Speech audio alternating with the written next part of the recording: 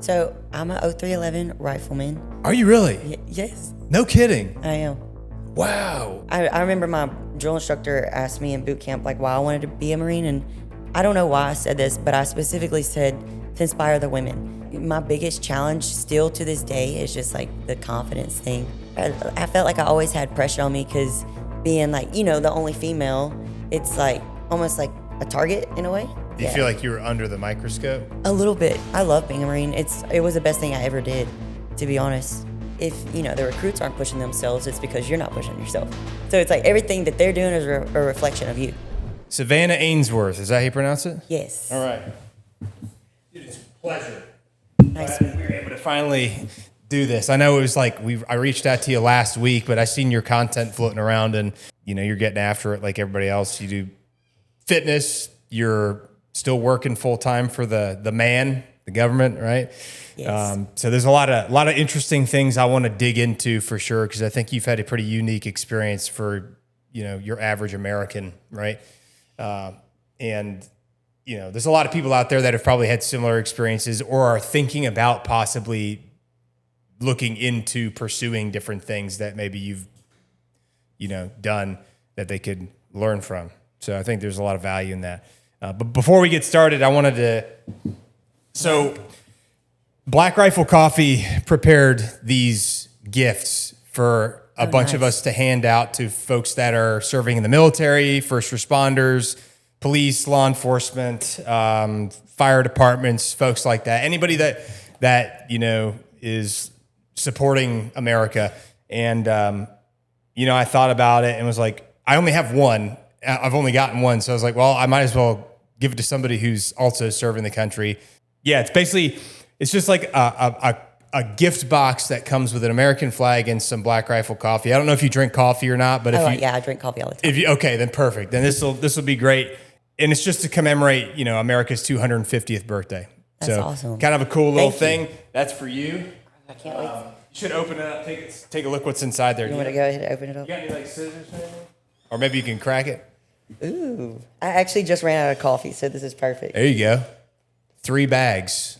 And I think that, if I'm not mistaken, that should be an Allegiance flag supply flag, which they make really good flags. Oh, check that out, dude. You said, wait, this is a what kind of flag? An Allegiance flag supply flag. Yeah, so some good coffee to commemorate the 250th anniversary of the greatest country in the history of the universe. I think that goes a long way. I know a lot of us consume caffeine on a daily basis. I tend to try to drink at least 1 cup a day. I've been trying to stop with the energy drinks. Yeah, I've been trying to cut. I've been pretty good about cutting some of those out, but I still appreciate having a cup of coffee in the morning when I get up for having breakfast and stuff like that, because it helps me kind of get started and gets me locked in for the day. You know what I'm saying? Mm-hmm. But anyway, yeah. So I'm glad that we were able to get here and do this. Thank you for having me. Yeah, of course. Yeah, I've been looking forward to this for a little bit. You've got a very unique story, and like I said, I think there's a lot of young folks out there. Because how old are you? 24. 24. Okay, so there's a lot of young folks out there that are close to your age that are maybe not sure what they want to do with their life, but maybe they don't know this is an option for them. You know what I mean? Yes. So let's start off. Obviously, right now, you're in the Marine Corps. You're a drill instructor at Marine Corps Recruit Depot, Parris Island, yes. Which is a very hard job, but one that is highly revered in the military just because, when people think of drill instructors, what's the picture perfect drill instructor? What people envision? Oftentimes, they think of Marine Corps drill instructors because of, I would say, the standard that they hold themselves to. Yes. Yeah. Would you agree that? I agree. I mean, before I even joined the military, that's all that I knew. I would just think of the Marine Corps drill instructors. I didn't think about drill sergeants or anything like that. I don't know. I mean, drill sergeant. Yeah. My dad was a Marine, so I always knew the Marines, but I don't even. We'll get into it. Okay. But, you just didn't have any exposure to the other ones? I didn't. Okay. I mean, I don't know. Well, it worked out the way it was supposed to, probably. Yes. Apple doesn't fall too far from the tree sometimes. Yes. Where are you from originally? So I'm from a small town right outside of Jackson, Mississippi. It's Florence, Mississippi. Okay. Not a lot of people know it, like, about it, but very small town. I mean, maybe to like Florence, it's not small, but like to where I'm at now, it's pretty small. Yeah. I think I only graduated with like maybe like 80 or 90, but like 80 in high school? yes. Oh, wow. But I don't know. It's a nice little town. I mean, I'm happy to have gotten out of there. But I'm sure. Like I always say, like, never forget where you come from. So I never forget my hometown because I mean it's part of who I am. Yeah, no, that's important. You know, you still get to go back there to visit family and stuff. I do as much as I can. It's hard to kind of like go out there because, well, when I lived in North Carolina, it was about a 13-hour drive, but from Beaufort to Florence, I think it's only like a 10. But I mean, I'm not. It's hard to just like take leave and go when you can. So yeah, it is hard taking long extended periods of leave when you're working, for sure. That is a challenge to navigate. For my first 5 years in the Marine Corps, I took leave like 3 times. But I was also in Hawaii though, so like it was so expensive to come home, and making PFC money, Lance Corporal money, dude. I was like, I'm not spending that to go home. If they want to come see me, they can come see me. And when I'm done with my tour here, I'll return back to the East Coast, hopefully, and then they can see me more. Because like when I first got out there, I think I had like hardly any leave saved up. But then like we got done with like a 30-kilometer hike, and then we all got a little bit of leave before we went like to ITX. It was like a Christmas leave block, and so I went home for like 4 days. But I spent like $1,000 round trip for a ticket as a PFC, which you don't make any money as a PFC hardly. And I was like, I'm not doing this anymore, and so I just saved up leave. And I think I went home for post-deployment leave in 2016, and then I didn't go home again until post-deployment leave in 2018. I want to say. Oh, really? I always hear people who are stationed over in like Hawaii, their whole time over there, they just never go home. Yeah, like we had a lot of guys when I was stationed in Lejeune. There was a lot of them. Which one was it that got disbanded? Like 2-3? 2-3 was the unit I was in. Oh, really? So they got disbanded in 2022. RIP. They were like, yeah, we haven't been home in like 4 years. I was like, oh. Yeah, I mean it's standard because it's like, why would I spend $1,000 to go home when I'm barely making that much per month? You know, that's like a whole month's paycheck for a lot of people over there. Plus, it's the cost of living out there is just really high too. I mean, you get a little bit of COLA, right? You get a little bit of cost of living allowance, but if you're living out in town or something, you're not really saving that much. I mean, you know, if you're getting like own right BAH or something like that, but it's not bad. I mean, it's a beautiful place. I had a lot of good friends that I served with out there that were like, I still talk to a lot of them today, you know, but it is like a 12-hour ordeal flying to the East Coast from there. So, you know, you got that, and then it's expensive. So it's like, well, figure I'll just not travel as much, you know, which is fine. I mean, I just didn't do a lot of leave at that point. And then I ended up saving a lot and saving up a bunch of leave. And so that way I had leave for later times when I needed to take it when I was on the East Coast. You know, so it's not bad though. It's a beautiful place. Easy to spend money there, especially if you got to eat a lot. So like I tried to find ways that were thrifty. You know what I mean? Like ways to save money, especially when you're junior enlisted. Yes, I think like I always debate like getting out or staying in, but I think the only way I would stay in is if I was stationed in Hawaii. I'm gonna try to go there. Yeah. I guess after here if I can. Yeah. There's a lot of different things that I want to do after like parasailing and all that, but that's one of the options. It's to just like go to Hawaii. Go out to 3MEF? Yes. Yeah. Have you ever been to Hawaii before? I've never been. Yeah, that is the one thing that I think is cool about it is like imagine you can get paid, get a paycheck to live there and get like, you know, cost of living allowance and housing allowance to live in Hawaii. Pretty cool. It is cool. You take it for granted when you're out there sometimes, but there's a lot of beautiful stuff. If you like doing stuff outside, tons of hiking, great food. The people are all really friendly as long as you're respectful to them. Lots of cool stuff to do. There's people that are going skydiving and snorkeling like every weekend. Like every weekend when you're not working, you're in Hawaii. So it's like you're basically on vacation. I want to learn how to surf. Did you know how to surf? I never did myself, but I have a lot of friends that were big surfers out there. A lot of guys that I knew spearfished a lot, and they would like bring fish back to the barracks. Yeah. Somebody told me It's one of the guys that's actually getting stationed out there, like after his time here. Yeah. He said that he was like recommended like buy a set of fins. What do you use whenever you spearfish? What is it called? Like a spear gun? Oh, I guess it is a spear Probably gun. a That's a spear dumb gun, question. yeah. But No, and it's he was all right. like, get a pair of fins and a spear gun, and because that's all that people do out there. But Yeah. I don't know. I've also wanted to learn how to free dive, but I've also been kind of scared. Yeah. Well, there's probably really good free diving instructors, I would imagine, out there that you could learn from that can teach you. And you could get scuba certified out there too, kind of like how a lot of Okie Marines do, because it's cheap to get scuba certified out there. I don't know how cheap it is to get scuba certified in Hawaii, but if you did, I mean, there's tons of World War II wrecks all over the place that you could like dive down to. Like there's crashed Japanese planes out there, like near K-Bay, like the Marine Corps base. There's tons and tons of like really incredible underwater stuff to do. Plus, obviously, like the surfing and everything. A lot of people do like swimming with sharks and all kinds of crazy stuff. Not really my cup of tea. I'm like, I take enough risk in my life as it is. I'm trying to reduce my stress levels. So I'm not trying to add to it as much. But still cool. A lot of cool stuff. They got the Dole Cannery plantation out there, which is like the pineapple plantation. So there's like fields of pineapples growing, which is really kind of pretty cool. They've got like a bunch of like really good food, especially in North Shore. There's this one place called North Shore Taco. Anybody that's stationed out there will know what I'm talking about. There's like these little food trucks that sell like fish tacos and shrimp tacos up in North Shore, like in a place called Sharks Cove, for example.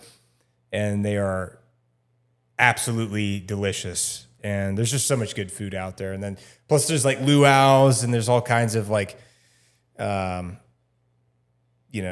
celebratory events. And then they've also got the Kualoa Farms, which is out there, which is where they filmed Jurassic Park. Oh, what the heck? Yeah, it's out there on Oahu. And so you can go out there and they actually give tours. You can do like horseback riding tours. You can do bus tours. You can do ATV tours. They also they raise livestock out there, and you can buy like local raised beef and stuff like that, like grass-fed beef from them. That's pretty cool. And they have a bunch of other animals too, but they might even grow like vegetables and fruit. I'm not sure, but pretty cool spot. There's just a ton to do out there. And if you like being at the beach or you like being outside or doing things outside or hiking, like, you'll have a blast in a place like that, easy, and especially if you're able to find, because that's like the cheapest way to spend your time where you don't have to spend money. Yeah, like going out all the time, just go walk on the beach. Yeah, you can go walk on the beach, go for a hike, do whatever you want, so it's definitely worth it. Yeah, it's worth it. And it's like, it's a certain, it depends on your personality, because some people get, I guess, like island sick, or they get homesick real easy, or they get like island fever, because you can only drive so far in every direction because you're on an island. So some people get weird about that, but I never really had that feeling because I always had something to do, because I was like working out all the time, meal prepping all the time, or going to the field all the time, or training, or whatever it was. And then the weekends, like I was either, spending time with friends, or going to the beach, or going for a hike, or doing whatever, So really, it is what you make of it. But that's pretty much everywhere you go in life, I would imagine. But so what's your actual job? So I'm a 0311 rifleman. Are you really? Yes. No kidding. I am. Wow. Okay. When did you join? 2021. Okay. 2021. What month? August. Oh, wow. You joined literally during the evacuation of Oh, yes. Kabul. So I was at boot camp when that happened. They showed us like videos and stuff. I remember when that happened. Wow. Yes. That's wild. Man, that's a lot of crazy. people think that I've been in for like 8 years or so, but I've only been in for like just about 5 years. So, within the 5 years that I've been in, I've tried to like experience and do as much as I can. So, I don't know.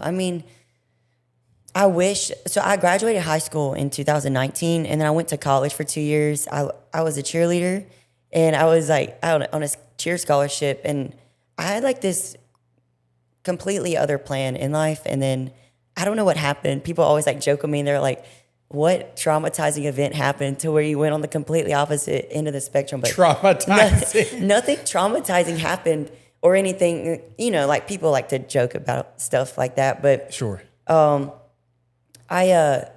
don't know. I mean, I graduated college in 21, and then a couple months later, I was like, I'm gonna go to boot camp, because I mean, all I knew was what my dad had told me. Yeah. And I originally went to boot camp as like a 0111, and then Wow, that's complete opposite.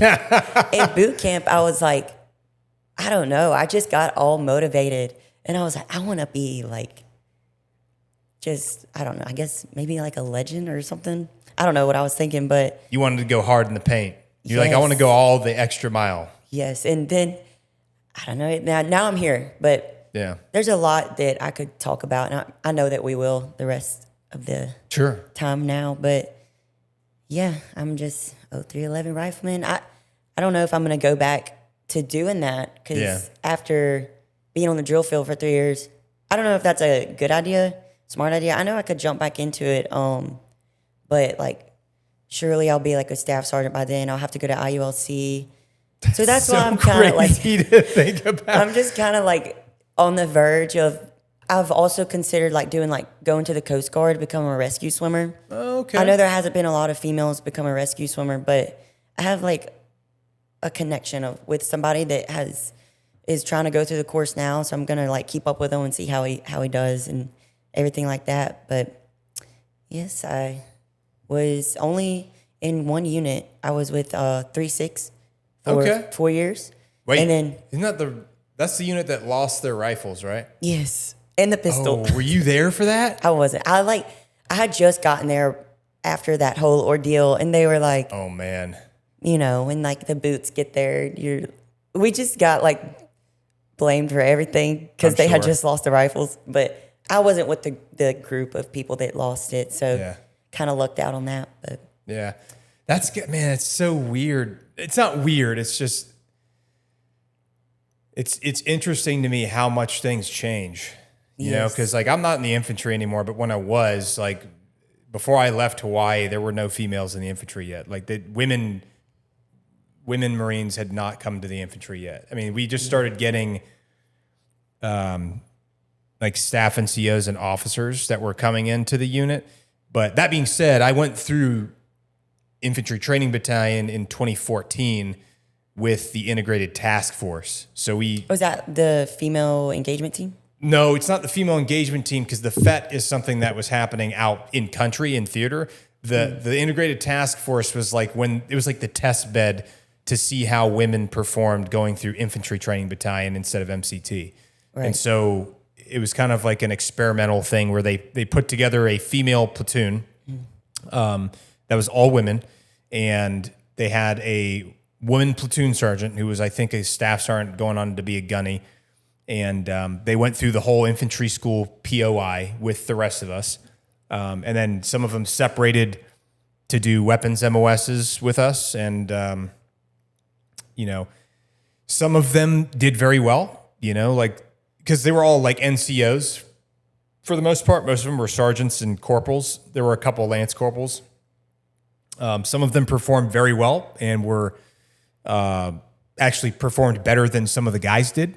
And then some of them just had a really hard time physically, just like physiologically, you know, because it's very hard on your hips and things like that, which tends to be like the one thing that I've seen as the most common trend, that women in the Marine Corps tend to have issues with hips, just from having to carry packs that are over 100 pounds and stuff. That's very difficult. It's a lot of pressure on your hips, and people are just built differently and stuff like that. But it was an interesting experience. I became pretty decent friends with some of them. Actually, a couple of those women actually ended up going into the MESEP program themselves. Oh, really? Yeah, and they ended up commissioning. I think her name was Sergeant Beck, and now she ended up getting promoted to staff, but she's pretty sure she's a captain now. And then there's another one, I can't remember her name, but I can still see her face like it was yesterday. It feels like it was just yesterday, but yeah. So it's just very interesting to see how things changed a lot over the years. And it's not a bad thing. It's just different, you know, because everything changes. The Marine Corps is like a small microcosm of society, and they tend to kind of be like somewhat of a mirror of society, if that makes sense.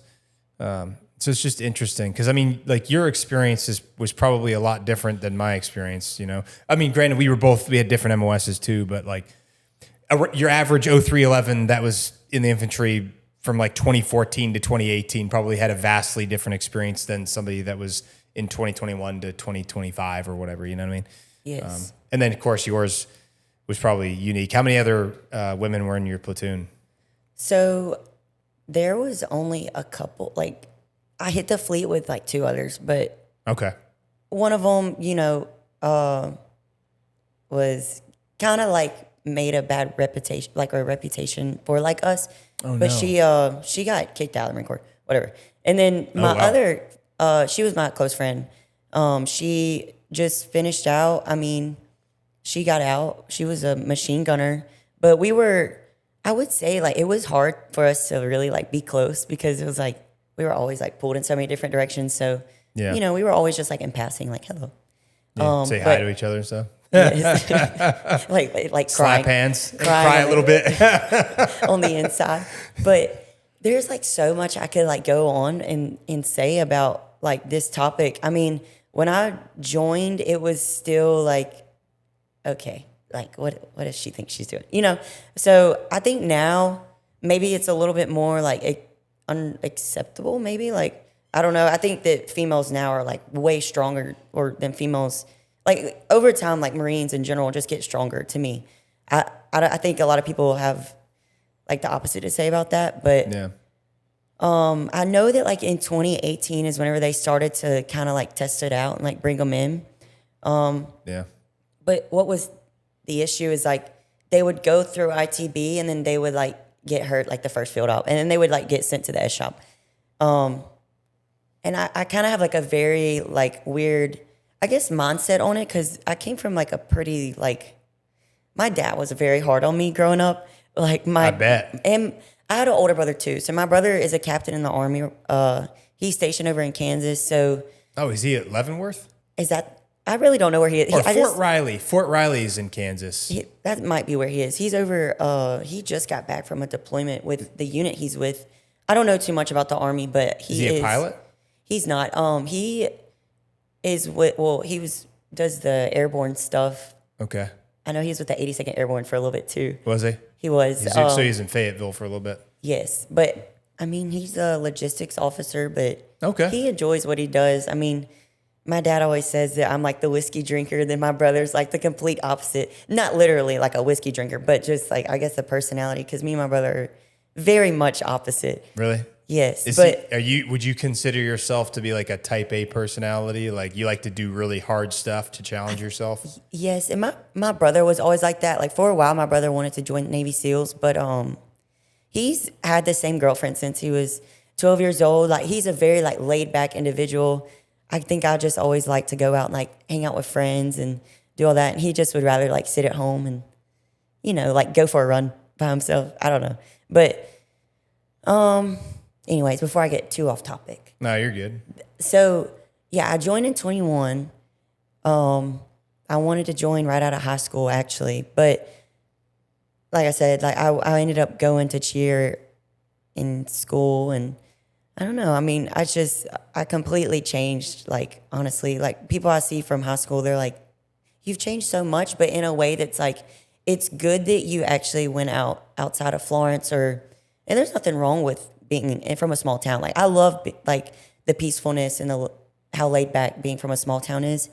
But I think I really just needed to kind of, like, blossom a little bit and figure out, like, who I really was. And I really think that just being like thrown into the fire like I was, like I really just figured out quickly like what I was capable of doing. And with like adversity and all that, I mean, like my biggest challenge still to this day is just like the confidence thing, like having like a low self-esteem. Like people always are like, well, you seem so confident like when we talk to you, but I don't know, maybe it's because of like you feel like you got pressure on you a lot. I felt like I always had pressure on me because being like, you know, the only female, it's like kind of almost like a target in a way, but you're kind not of in a under. bad. Do you feel like you were under the microscope? A little bit. So like, I would jokingly be like, man, like I wish I could just like get away with doing some like I don't know, Like some dumb stuff, yes. like But get hammered and like pass out in the front yard or something. yeah, then they'd be like, oh, is that Ainsworth? But there's a lot makes like sense. people that I hit the fleet with, they can tell you I had a really hard time. Like I would say like the first, honestly, like year and a half until I picked up corporal. Like I really like had like a very, very low self-esteem, honestly, until I picked up corporal. And when I say I have a low self-esteem now, I just think it's because I'm in a new environment again. Yeah. And that's all it is. Like everybody feels like that. Kind of like maybe it's like a little bit of like imposter syndrome you have. Like I know people don't really understand what imposter syndrome is. I definitely understand because Okay. I felt it many, many times Like, myself. I feel it all the time, actually. I guess just being in like a leadership position, you're just always like, what the heck am I doing? Yeah. And feeling like you don't deserve to be there or anything like that. So anytime like any PTs, like the whole first year, I was like falling out. Honestly, I was not keeping up. I just was like mentally like, I don't know, like I just could not grasp it. And I say now, like I had to learn how to walk and talk like a man. I really did. Like I tell people it's a man's world and you have to like adapt to it. And not like a negative way. Like it's not a bad thing. I think it should be a man's world in the infantry. Like you want it to be like that way of just a lot of like strong-minded individuals. And it takes a certain individual to even be in the infantry. And so whenever I came in as like a 19-year-old girl, it was just hard to like prove myself. That's a culture shock too. It's a culture shock for a dude to go to the infantry, like coming from being a civilian, let alone being a young lady in the infantry. You know what I mean? And there's things that I think that military, like women in the military struggle with. The thing that I struggled with the most was like I didn't lose my femininity, but in a way, like I felt like I had to be very, I guess, manly and know how to like stand my ground and kind of, I always like dressed a certain way. Like I definitely did not dress like this, like walking out of the bar, you know what I mean? I wasn't looking girly at all whenever I was back like on Lejeune or. You felt like you had to dress I felt like I had to dress like tomboyish and really kind of just, I never really wore makeup or anything like that. And I like obviously was girly growing up. And so whenever I did that, I started like kind of just like forgetting who I really was, I guess, in a way. And so now I've kind of like, being a drill instructor has definitely helped this. Like I've learned being with other like strong-minded women, like you can be like strong and brave and girly or whatever you want to be, and you can still like act as a lady and know when to flip the switch. And I felt like I didn't know how to do that for a long time, honestly, until like probably like 2024. Like once I picked up sergeant, I was like, okay, like I know how to be myself while also knowing how to like keep up with the guys, while also like knowing when I need to flip the switch and be like that leader that is like stern, I guess. Yeah. And things like that. Have you had some good like female mentors down there that you've met? Like some people that you could look up to and aspire to be like? So I had one friend, her name was Marissa Waters. She also did bodybuilding. She was MSG, or no, she was security forces. And then as I kind of joined, she was like on her way of getting out of the Marine Corps. So there was kind of like, she got out in probably like 24, 23. She just was at the range down at Sneed's Ferry for like a year. So she wasn't doing like... You mean Stone Bay? Oh, wait, yeah, Stone Bay. Yeah, same. So she wasn't doing, I guess, like field-like type stuff at the time. Yeah. I didn't have a female mentor. I really like wish I did. I had there was some lieutenants over there, but they were just like, like worked at the S shops and stuff. So it was hard to kind of like really understand everything. But At first, I went to 1-6, and the first time I was like, no, we don't want females. So they sent me to 3-6. And not that there was anything wrong with like 3-6 or that 3-6 was soft or anything like that. It just because there was like, I believe a female gunnery sergeant at the time that worked in like, that was admin. And I think just for like, you know, like just anything, maybe, I don't really know. I think now I could probably go over to 1-6 because it's like, I feel like more people know me around, you know, the Marine Corps is such a small like community. Yeah, it is. Once you're like in it for a while, like I know a lot of people over at 1-6 and everything like that, or like really anywhere at this point. I mean, You think that their chain of command is probably also different too, though, right? yes. And I think whenever I did join, there wasn't a female at the time that had kind of like, I guess, made it. Like I tried to be like completely humble when I talk about this, but it's kind of hard because like I joined the state platoon. I was with the scout platoon only for a brief period, and then I went to Advanced Infantry Course, and I You was went to AIC? I did. So wow. I was the first female to pass, and I No think, kidding. yes. So Hell yeah. Well, congratulations. I don't know anything about like Hawaii or the West Coast. I mean, they had told me that I was the first female on the East Coast at least. Yeah. Or they said in the freaking Marine Corps, but I find it hard to believe because I know that there is a girl from the West Coast that was a scout swimmer, and I believe she had to go through AIC, like because she was like a grunt. Yeah. But I have no idea. Well, AIC is a tough course. It was. I mean, it's a tough course, man. You're not getting a lot of sleep. You're going to the field a lot. You're getting nasty and disgusting. You're writing orders. You're tired. You're having to, you know, do your field leadership evaluations and stuff like that while you're tired and everybody else is tired, and you got to get everyone to like do something and nobody wants to do anything. Yes. That's a tough course. I have a lot of friends that went through AIC in Hawaii, and they would always come back from AIC like Just, caked broke in off, mud, yeah. like broke off, caked in mud, like. The thing about Hawaii is like they've got this red clay out there, Right. because it's just a volcanic island, right?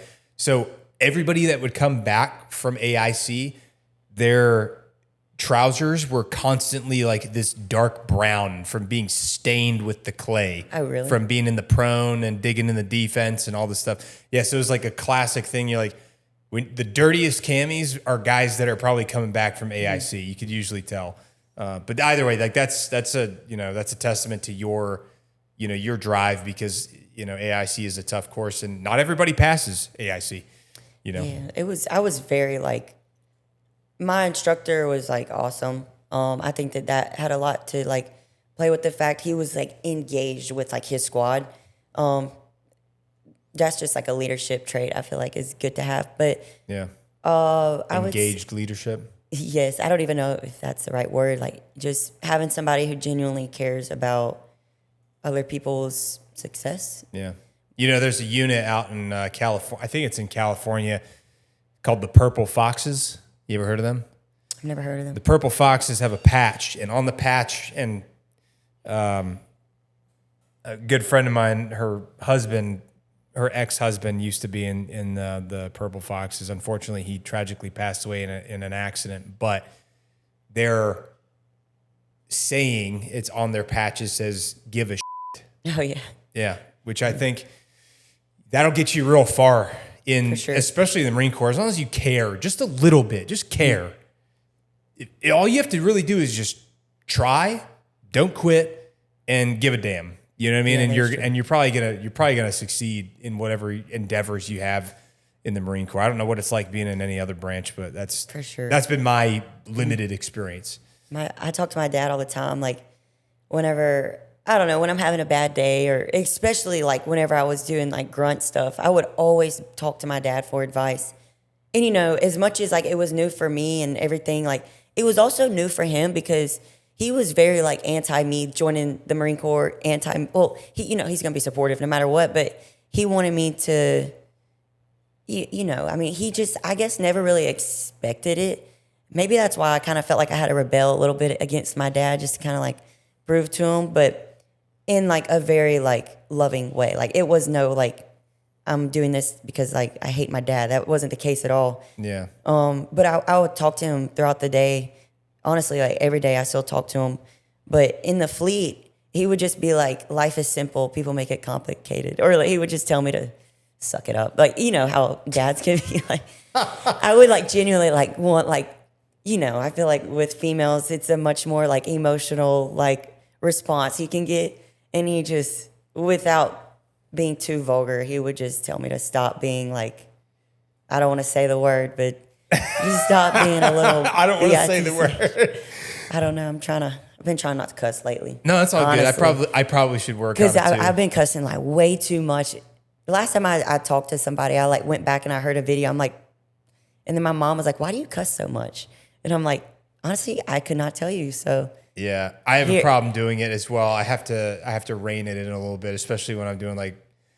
Oh yeah, like trying to be like videos. professional. Yeah, but it's like at the same time, like I want people to feel like I don't want people to think that it's like forced either. Like I want it to feel genuine. You know what I mean? Because like natural. People can smell bullshit from a mile away anyway. You know what I mean? So I try to be just myself, but also I want to make it so that it's like, you know, anybody can watch it without having to be like, you know, a problem. I want people to be like, I can't let my kids watch this because he cusses too much or something, you know.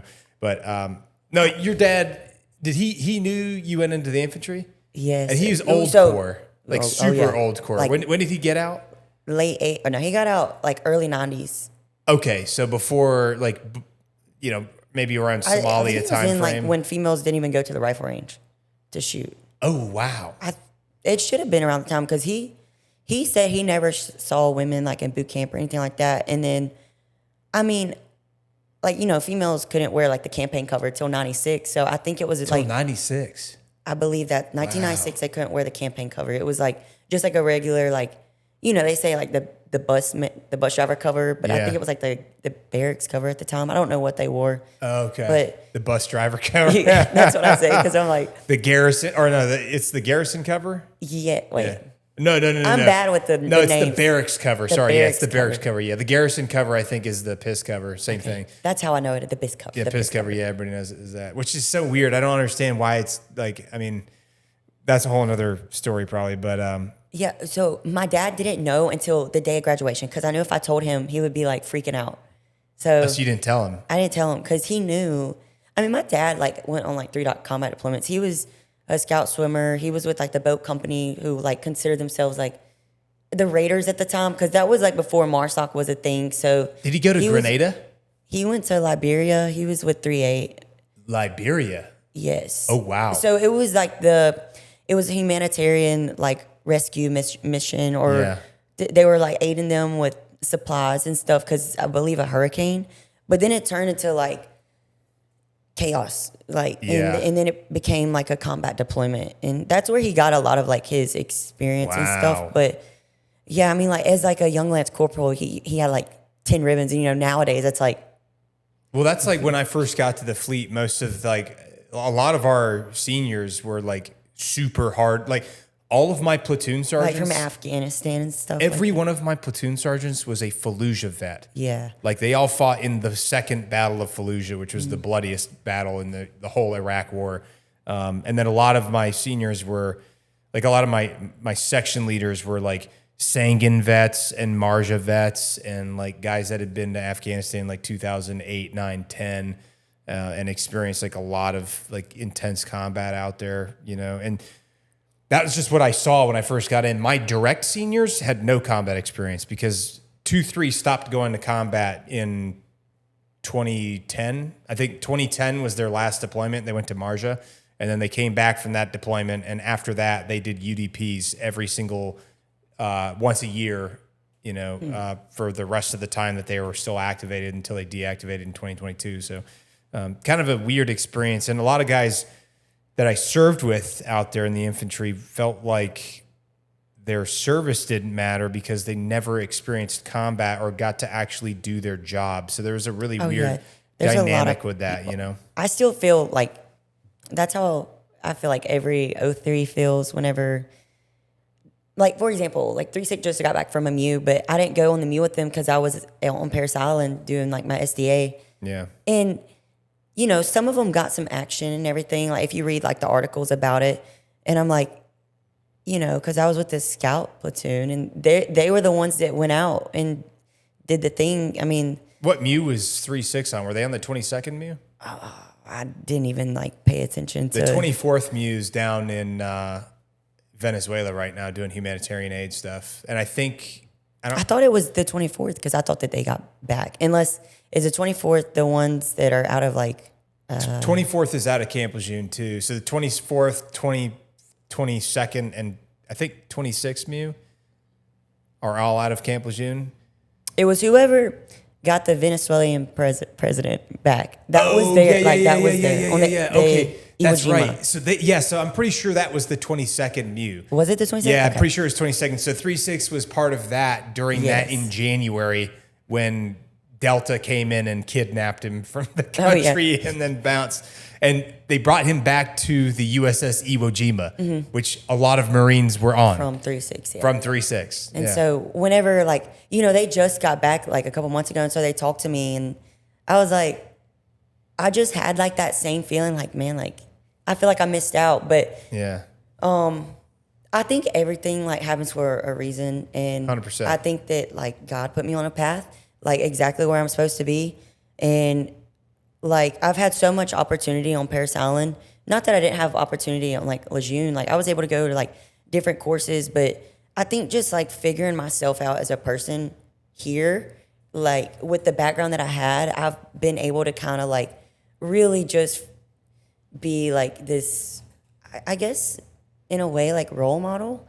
But it like, I was kind of like stupid with how I used to be. Like in 3.6, I was immature, and I was 27 when I first joined, and I still acted like a child. Oh, really? You're 27? I was 27 when I first enlisted because it took me 7 years to get in the Marine Corps, but I was still very immature. I still did a lot of, I'm still very immature in a lot of times. I'm almost 40. I'm still very immature a lot of times because like, I don't want to be an old crotchety fuddy-duddy. You know what I'm saying? I would like to like try to remain as youthful as possible into my, as I get older, you know what I mean? So like when I first came in, I was like, I was hanging out with a bunch of 18, 19, 20-year-olds as a 27-year-old. Yes. The one big difference between me and them is I didn't drink and they did, so like that was like, I was kind of You're always just like the DD. I was like the DD all the time. I always picked them up from downtown. And I had no problem with that because I like taking care of my boys, taking care of my friends, you know what I mean? I had friends that called me from Chinatown at like 3 a.m, and I'd be up in K-Bay in the barracks sleeping, and they'd wake me up and they'd be like, dude, can you come down and pick me up from Hawaii? And I'd be like, but I would still go do it because I care about them. They're my friends, you know what I mean? I was trying to be that's awesome. Like a good dude, you know what I mean? And plus that's like the best. There's a lot of camaraderie in that community, and like, you kind of build that camaraderie, especially because you spend so much time in the field and you're all going through all this miserable crap all the time, and so you get really close with people, and you're willing to go the extra mile for them. Like I still talk to these guys on the phone occasionally here and there, and I tell them, I always tell them like, dude, you got my number, call me anytime. If I don't answer immediately, I'll call you back. You know what I mean? Because like we got a special relationship. Yeah, it's kind of crazy, like how close you really grow to people. Like some of my bestest friends, they are like they're all dudes, and it's a way of like, I don't know, just going through the suck. I don't. Yeah. But shared misery. Shared misery brings people together. They still like reach out to me all the time. I had one guy that I hit the fleet with. We were peers together, or boots as they call them. Yeah, boots as they say. But he called me. He's like, hey, I'm like coming through Buford. Like, would you want to just meet up? Like, I haven't seen you in forever. And because, there's another guy that is out there that also was in my platoon. So there's like 3 of us that were in the same platoon that are out at Parris Island now. Yeah. But unfortunately, we weren't able to all like kind of like meet up and, I don't know, just talk about life because, I don't know, it just goes by fast. Yeah. It does. So. It does. What's funny is I just saw that there was a YouTube video that got released that we were talking about before this from a YouTuber that went down to Parris Island to spend a day in boot camp or something like that. Oh, yeah. And one of my old drill instructors is the company first sergeant down there. I'm not going to dime him out. I don't want to say his name. I ran into him, I think last year in the fall. Like I think I ran into him in like August or something like that last year. But it's just funny seeing him because like when I first met him, he was a sergeant, and then now it's he's like a full a first circle. sergeant, and he's like a company first sergeant down there. It's just kind of funny because he also had like a straight bald head when I first got there. I think he was an F-16 mechanic, I believe, but now he's got a nice set of hair. He's doing good, cooking. He's been crushing down there. Yeah, I think he left, went back to the fleet for a little bit, and then came back to the drill field.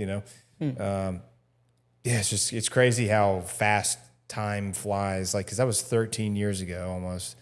Oh, really?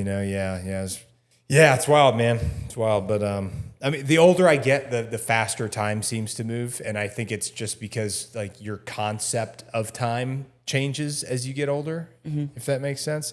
Like when you were a kid, do you remember like going on long drives? But it might have only been like a half hour, but it probably felt like a freaking eternity. Yes. You know what I'm talking about? Because like I remember we would drive to my parents or my grandparents from I used to live in Maine. We would drive from this small town called Ellsworth all the way to this other town called Brunswick. And it would take like 2 hours. And it felt like an eternity. And I would be in the car like, because there were no cell phones. Out. Yeah, there's like no cell phones or anything like that. So I wasn't like scrolling social media. I didn't have I had a Walkman. I would be listening to like Michael Jackson or something like that, right? But I didn't really have like a lot to do until I got like a Game Boy or something. But it's just your concept of time is very different when you're young compared like to now. Dude, I did a 2-hour drive the other day. And it's like nothing. That's like that's like a half a podcast or a podcast. I know. I just like listen to music and I'm like, oh, okay, I'm here. Yeah. It's like over before you know it, But it's just kind of interesting. I've noticed these small things as you get older. But so when did you actually get down to South Carolina then? I went to Drill Instructor School in July of 2025, and then. Okay, so last July. Yes. Okay, so not super long ago. But I love it here. I think it's awesome. Weather's pretty nice.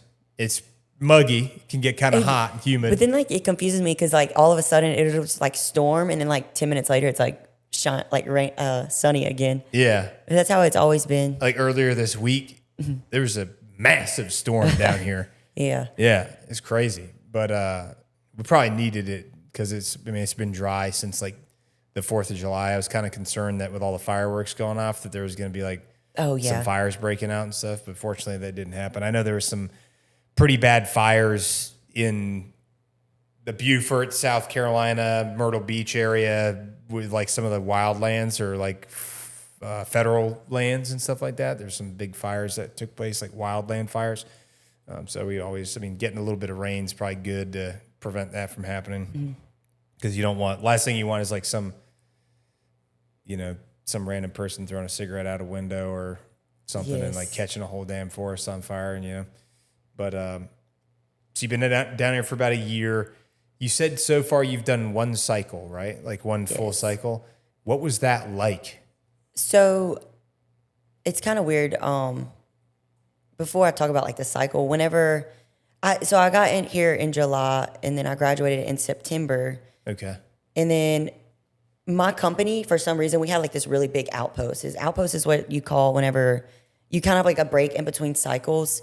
But for some reason, the company I was with had like, I think it was like a 16-week cycle. So as like a drill instructor, when you have like that long of a break in between, like, did I confuse you? What's a 16-week cycle? Oh, wait, 16-week outpost. I meant to say outpost. Okay. So the outpost is, like how I said, like a break in between cycles. Okay. So whenever I first like checked into my company, we had like a really big outpost. And that's 4 months before you picked up a cycle. I believe that's how long we were on outpost. And so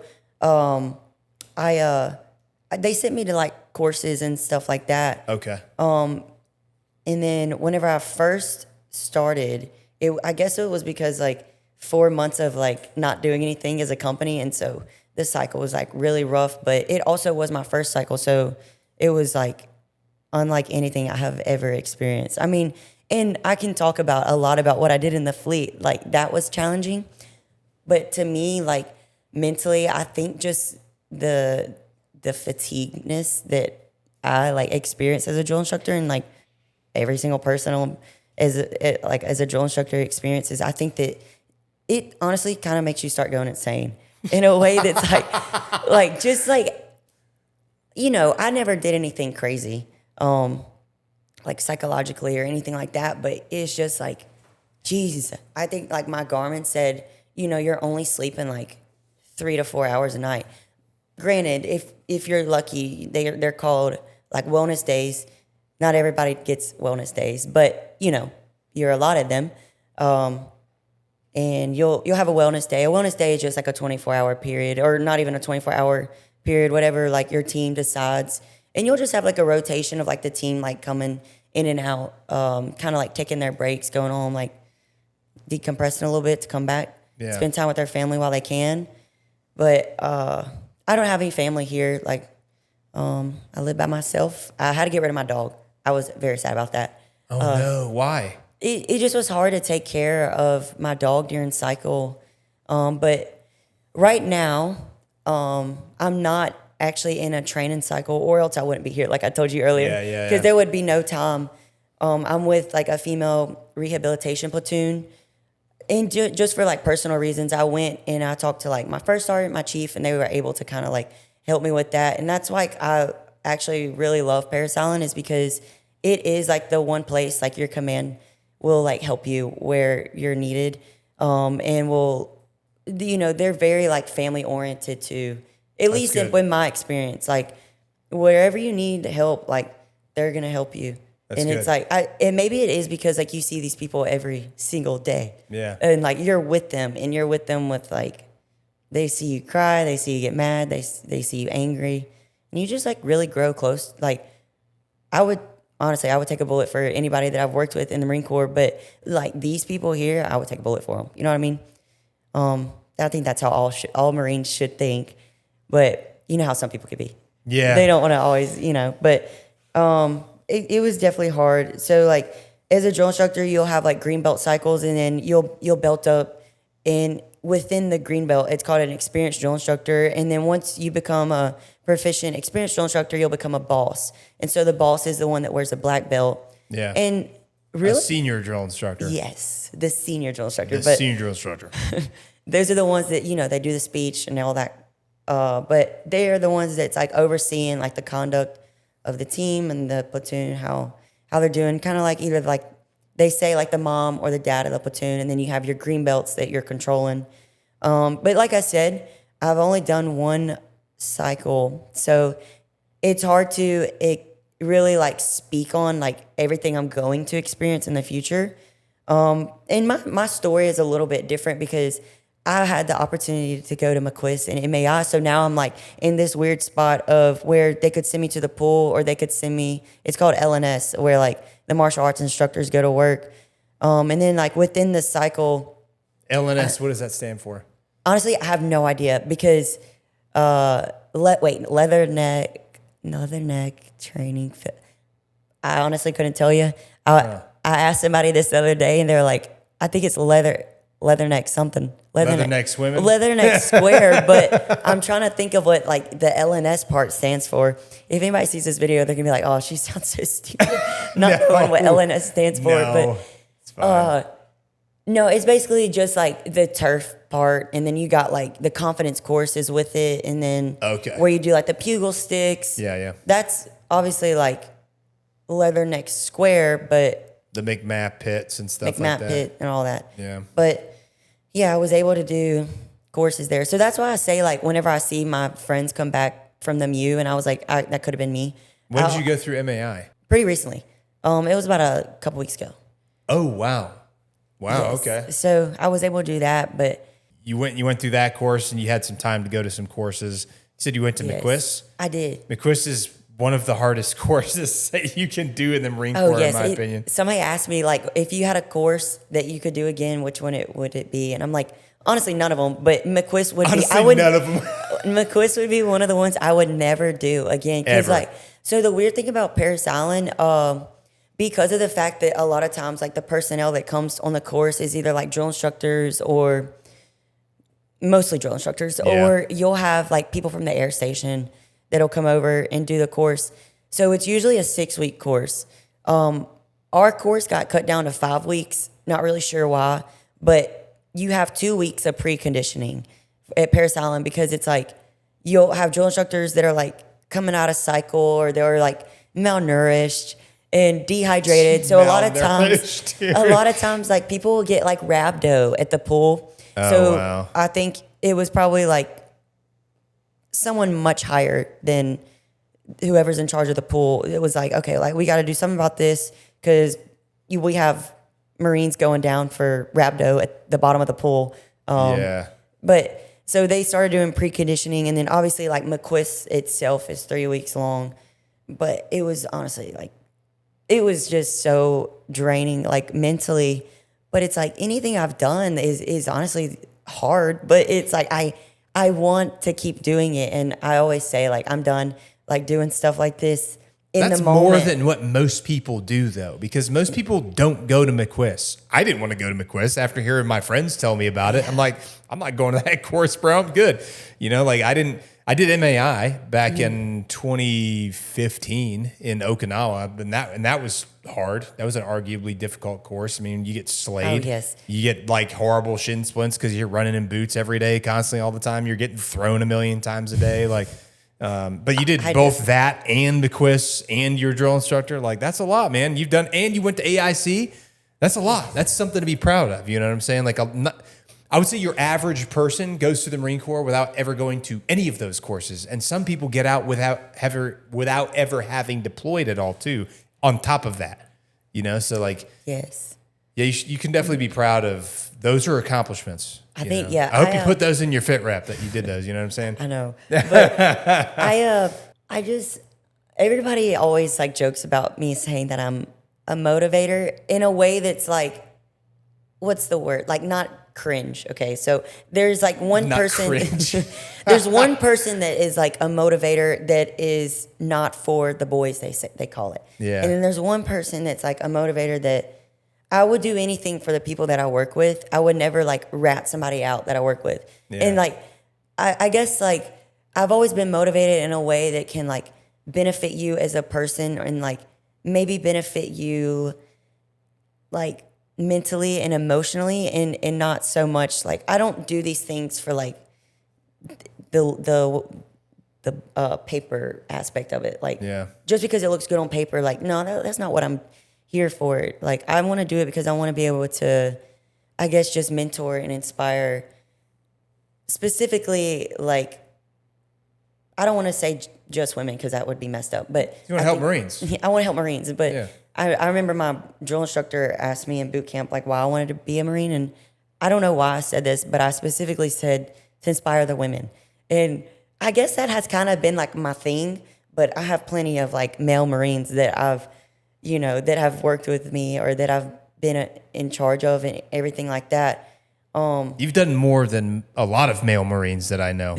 A lot. That's what people say, but which that doesn't matter. It's like it's the only person you should ever be comparing yourself to is yourself, right? Your previous self before this. You know, like as long as you're trying to find a way to improve who you were yesterday and be better the next day.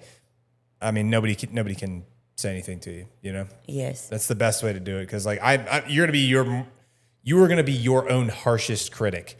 Same thing for me. I'm going to be my own harshest critic. And it's terrible to compare yourself to other people anyway, because like people always say that comparison is the thief of joy. But if you're comparing yourself to who you were before, then it's like, okay, that's not the thief of joy. You're trying to see where you're at. Like, yes. To be able to give yourself a accurate self-appraisal, if you will, you know? Yes. I did struggle with that for a long time. And honestly, that's why like I used to really try to think of like why I was doing all the things that I was doing. Cause I was always trying to like get on the next course or get on the next challenge or whatever. Yeah. And I was always doing it, I guess, to like prove people wrong. But as I've gotten older and I've matured, and it really wasn't obviously until like I picked up sergeant and I was like, why am I doing these things? Now I do it for myself and to prove myself or to prove to myself that I can do these things. But for a long time, I had like this like weird, like twisted mindset. Like I was like angry and like wanting to prove people wrong and stuff, but it's not worth it anymore. You know, people are always going to say what they have to say. I I always say, like, I've had a lot of haters and I've had a lot of bad leaders, but majority of it, I've had a lot of people that support me, and I have a lot of good leaders.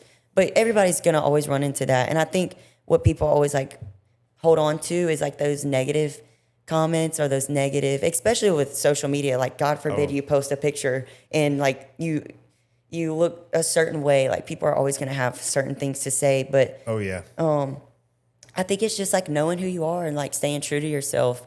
I tell people, and obviously like I have a lot of like younger women now, and it's weird because it's like I'm only 24, but I have like these 18-year-old girls who look up to me. Not just like, I'm not talking about like recruit training. I'm talking about just when it comes to me, because I was trying to do like the whole personal training and stuff for a while. So I had a lot of like younger girls who are joining the military that are trying to like get in shape. And I don't really know where I'm going with this, but just making sure that they're doing it for the right reasons and they're not doing it because people are doubting them, because that was my like mindset for a long time. But I do whatever I do now because I'm like, I just want to be happy, and I don't care what other people say and all that.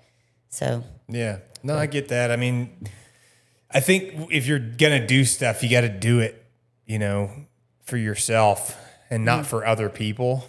You got to live your life for yourself. Which a lot of people, want to impress other folks. A lot of people want to impress their parents. They don't want to let their family down. They don't want to, they want people to be proud of them from their family, when oftentimes what they could have done alternatively is like doing something that they can be proud of doing, and I mean, life changes really quickly, 24-hour period could, be like night and day difference between like what happened yesterday and what happened today, and especially in this type of profession,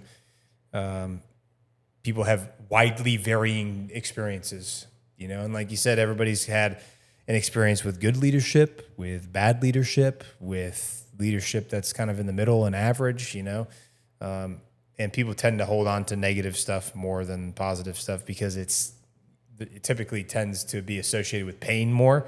And pain is something that people don't forget easily, which is why, when people go through an extremely traumatic event, it's hard for them to forget that event or get past it. And oftentimes people need counseling and stuff like that, which is fine. But it's easier to remember the bad times than it is the good ones. However, there's just as much you can learn from the bad times as you can from the good ones too. Oh, yeah. I always say like the people that I've learned the most from are the ones that I didn't want to be like. Yeah, because at least you know what not to do. Yeah, I've had the same exact like experience. There's people that I was just like, these are the worst examples of leaders I've ever met in my life, and I needed that example because I didn't have an example like that before to know what I didn't want to be like, or behaviors that they put out or things like that. And I'll never say who they were or anything, and nobody has to, and nobody cares. But it's important for me to remember because I want to know what kind of person I want to be like, and then I want to go for that, because I mean, as I've gotten older, I've kind of like steered myself more in the direction of what kind of a man do I want to be. Right. Probably much like yourself, where you're like, what kind of a woman do I want to be, right? Not what kind of a woman does this person want me to be. What do I want? Right. And, I think the only way you can find those things out is to try new things. Oh, yes. Or do things that are uncomfortable or do things that are hard. And you learn a lot about yourself, doing those types of things. That's why like, I don't know if I said this. I was a cheerleader growing up. Yeah. And all that. So yeah. I was. Where were you cheering at? Just for So I went to Coastal Alabama Community College, and I was a cheerleader there. Okay. And I was trying to go to a university. I don't really know. Being a cheerleader was like the weirdest experience, and it was like great, but it was also like not my personality. Yeah. But it was crazy to get from there to here. I know. It was like I guess just like because I did like competitive cheerleading. Okay. So I guess just like that competitiveness and like being a leader, wanting to like push myself mentally, physically, that's where like my character came from. And I like told my parents, I'm like, as much as I say, like, sometimes I regretted doing cheerleading because I did track and soccer like all the way up until I did track at the end of high school, and then I did soccer all the way up until 8th grade. But I always say I think that the reason why I am how I am is because of the fact that I was a cheerleader. Because I don't know, if you see some cheerleaders, they be doing like crazy stuff, but I was never. I would say I was on like a competitive level. There's like 5 levels. I did level 4, and I could do. No one's gonna know what this means. A full where you like twist in the air, and that was about like as advanced as I got. But on like a competitive level, I mean that's not all that crazy. I think the reason I stopped cheerleading is because I just felt like my just like personality was like finally shifting in a way.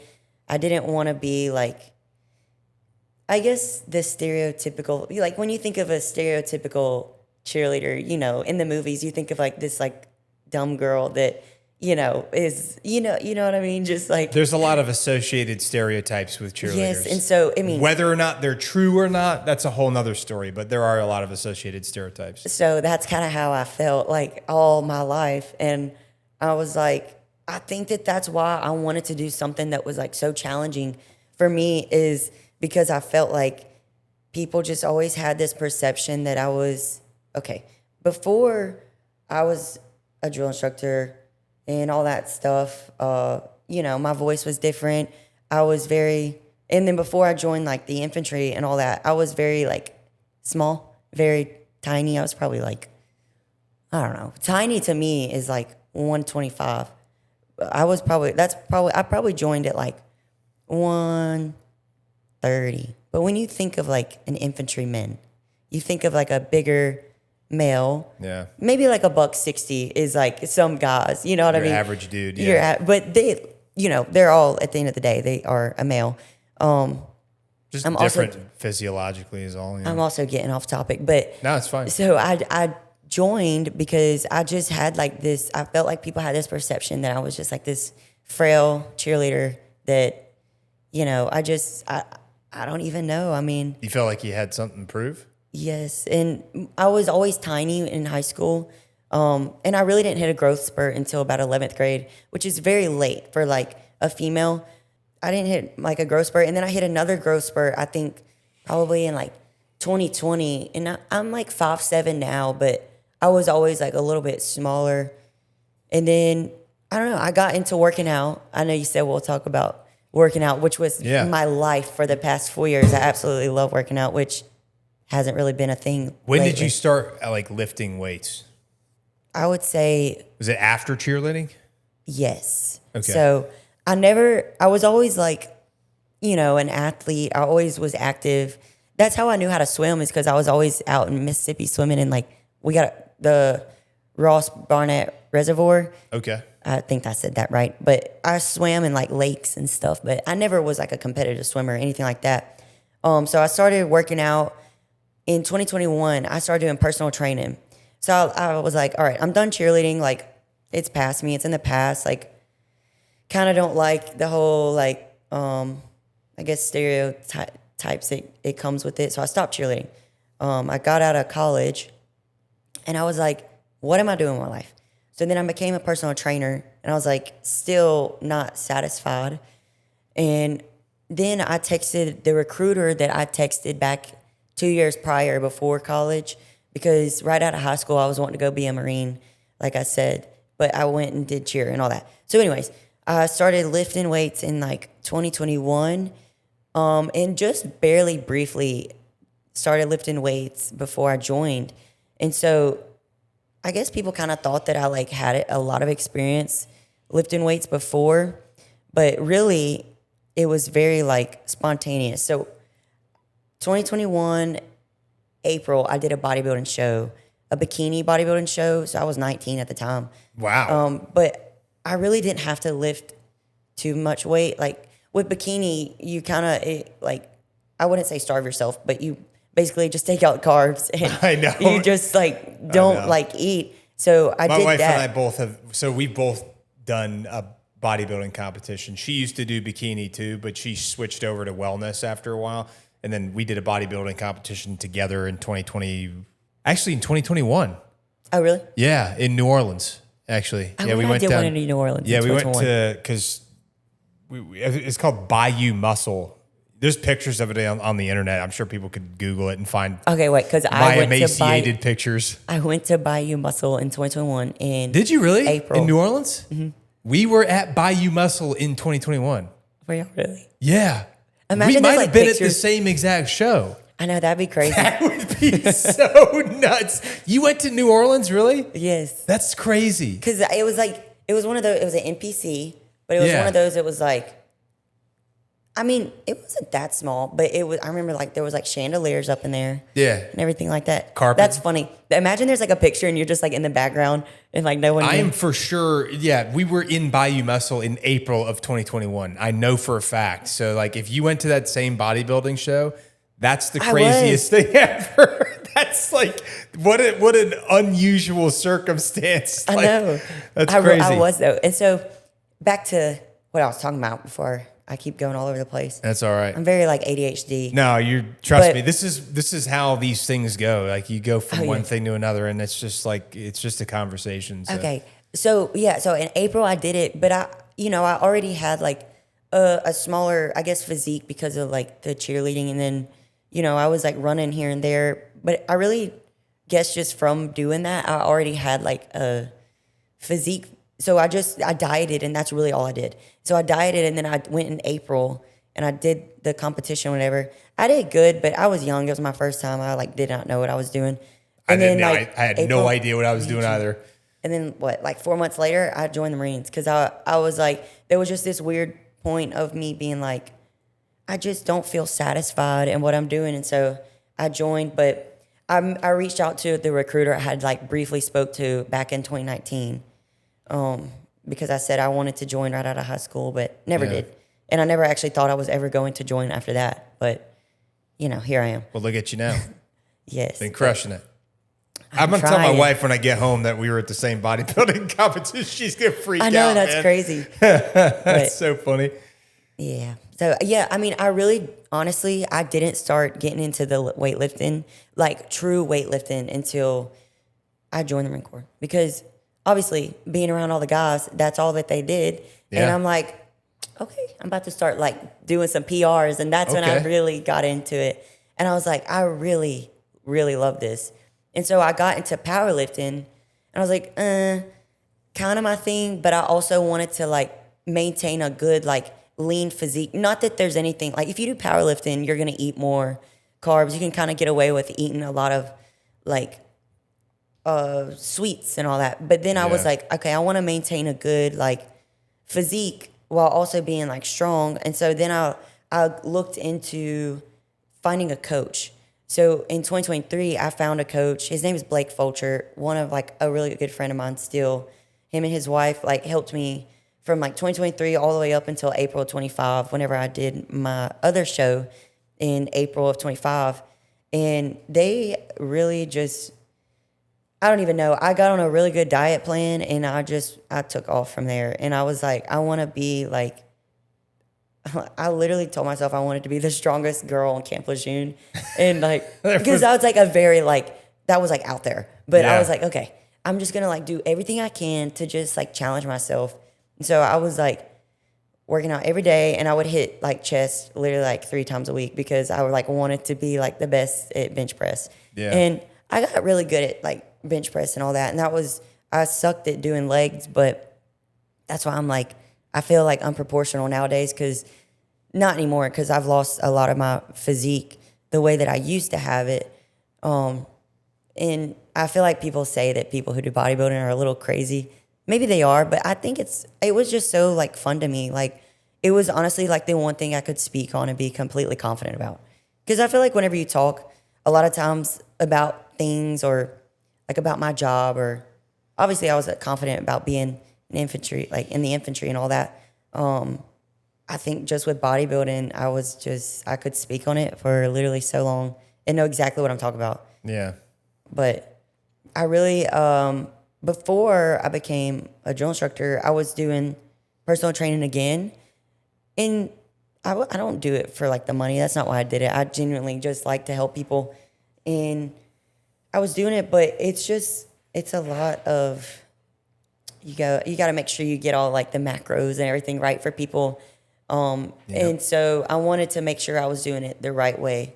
So I still had to make sure, I'm going to have to like recertify, like doing personal training stuff. But yeah, like I said, I took a break before, or once I became a drill instructor, and I was like, I haven't really been in the gym since, like, to be honest. I was running and swimming for a long time, but it's weird because, like, I feel like I had, like, the biggest heartbreak whenever I closed that chapter of, like, bodybuilding, because it was, like, my life. Without sounding, like, crazy, I mean, it really was, like, the only thing I looked forward to. It was, like, therapeutic. It still is therapeutic. Yes. But and you know what's funny is that chapter, maybe you closed it temporarily, but it doesn't mean you can't open it back up again. You're still young. You're only 24, right? Yes. Yeah, you're still young. You're still very young. You got plenty of testosterone. Like, you're good. You're good to go. Like, I think maybe you get to a different spot in your life, you might be able to open that chapter back up. Because, I mean, at the end of the day, life is short, and you should pursue things that bring joy to your life. Mm-hmm. You know, because that's what makes life worth living. You can still do all these other things. You just have to find a way to kind of balance it. You know, finding a way to balance your life is probably the challenge. You know, because nobody can do that for you. You have to do that for yourself. You know, but I think if something genuinely brings you joy, like lifting and working out, you should 100% do it. I work out.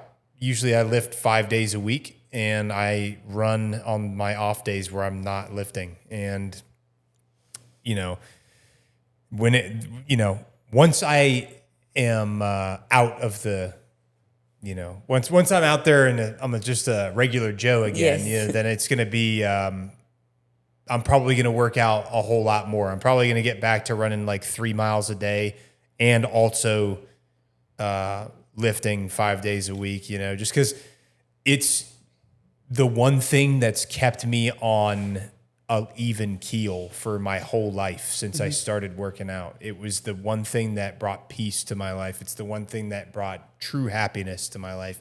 Yes. And put things in the right perspective. I would say that is the best thing you can do for mental health out of anything on earth is work out. It really is. There's like nothing that is the cure all for me. Mm-hmm. You know what I mean? And a lot of people don't know that. And so I majored in exercise sports science when I was in high school or college because that's what I've been so passionate about. It's what changed my whole life. I got into it before I ever joined the Marine Corps and that was like what I did like for 7 or 8 years before I ever joined. And then, you know, I maintained doing that the whole time I was, you know, in, and still work out now very regularly. It's still something I look forward to every single day. Mm-hmm. I prefer to work out in the morning if I can, but I have so much work to do in the morning now. It's like I have to postpone it until usually the afternoon. But ultimately, one day I'd like to get to a place where I can get all my morning work done and then go to the gym at like 8 and work out from like 8 to 10. And maybe like an hour and a half of that is lifting and then a half an hour of cardio.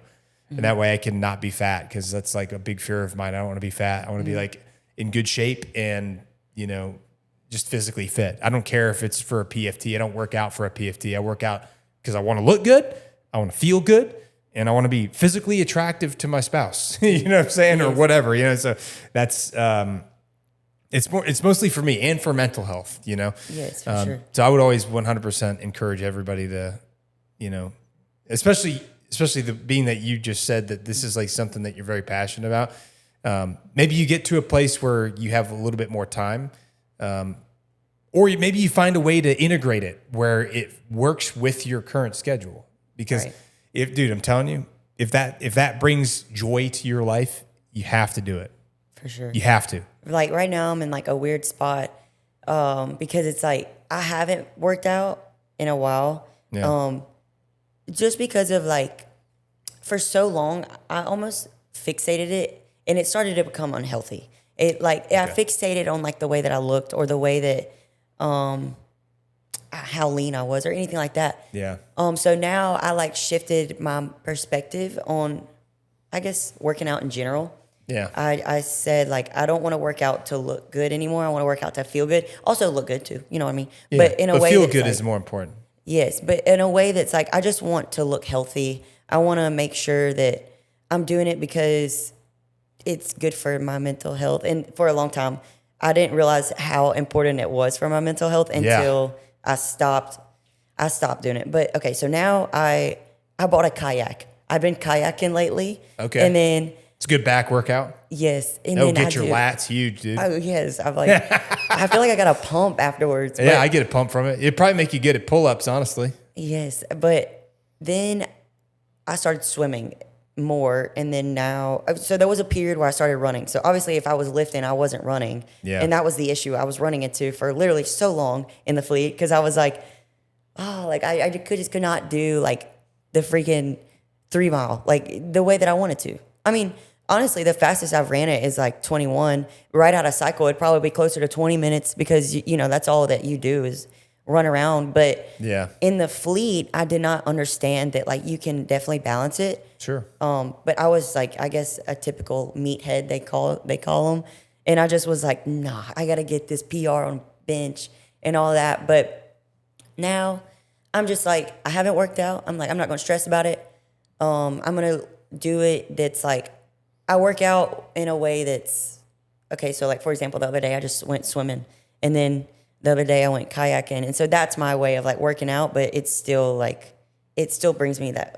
What's that chemical in your brain that Serotonin? You're talking about I guess just like happiness. Cortisol is the stress hormone. Oh, Serotonin is like the happy hormone, but endorphins is the one you're thinking of. Endorphins are what your body releases. It still brings me like that same like, I guess, energy. Yeah. But yeah, so literally working out and everything in the fleet saved me. I had this weird perspective, I guess, on working out. I didn't know how to work out right. I thought that just because the guys were doing all this, they could also keep up with the running, and I couldn't. So I had to slowly. I started to learn how to like run while also being able to ruck, while also being able to lift weights, and I finally figured it out. Yeah. But it took a couple years. So when people ask me, I'm like, don't expect immediate results because the way that it took me like honestly like 4.5 years to get to like maybe like 5 years honestly. Like right now I'm in good shape, but it's just because of the fact that I was doing it every day for so long. I need to start getting back into it, but I'm into it as in like the lifting weights. Yeah. Get back into a good routine. Because now the pull-ups are like, I definitely have to be hitting 23, which I was in the fleet. But now that Pete Hegseth changed the standards for, okay, so this is a really weird topic. So, you know, Pete Hegseth at the beginning of the year changed like the PFT and CFT for Marines, for combat MOSs for females. They have to be the same. Yeah. So it used to be like females do a PFT, their max 3 mile run would be a 21 minute. Yeah. But now it's like if you're a combat MOS and you're a female, your 18. max 3 mile is going to be 18. Yeah, same so as the men. Yeah, so now it's like you're definitely going to be maxing out at 23 if you're a female. So I definitely did that in the fleet. Okay, a couple of times. So I'm not too worried. Here's the thing. Here's the thing, though. If you can do first off, what's the plank? Is it 3.5 minutes? It's 3:45. 3:45? That's easy. You can do that. Just don't quit. The pull-ups, 23 pull-ups, if you're in good shape, you can do that for sure. So all you got to do is max that, max the what's it called, the plank, and then if you can run 22 to 23 minutes every time, that's like a 275, or it's like a 275. That's plenty. I mean, if you want to push harder, all about it. I think that's great. People that want to push harder, but like I'm almost 40, and I think I ran a 23-minute 3 mile, which is still faster than most human beings run in like the whole world for the most part, especially at 215 pounds. Like a 215-pound dude who can run 23-minute 3 mile. That's good. That's pretty good. You know what I'm saying? And I always max my pull-ups my whole career. I've always maxed my what's called planks, but it was crunches before. But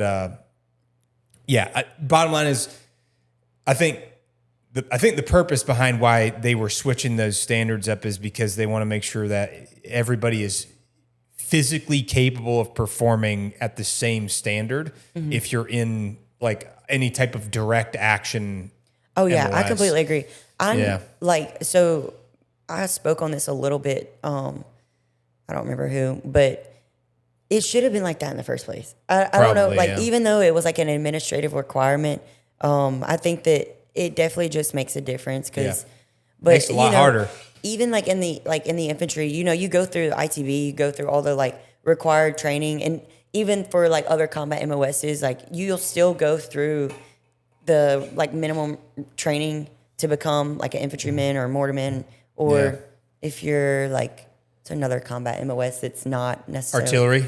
Yes, artillery is considered ground combat. Yes, and so AAVs probably the same. I think that just the issue is like it necessarily just wasn't fair, honestly. Yeah. Because why is this girl able to get a 300, but she's running like slower than me? And I totally understand why, because naturally females aren't like they're not going to be able to perform as much as a male can. Not that they can't, because there's plenty of women that can. Sure. But just think of like the average female that's coming right out of high school, that's 18-year-old, is not going to be able to keep up with a male that is 18-year-old. So it's just a physiological difference. That's all.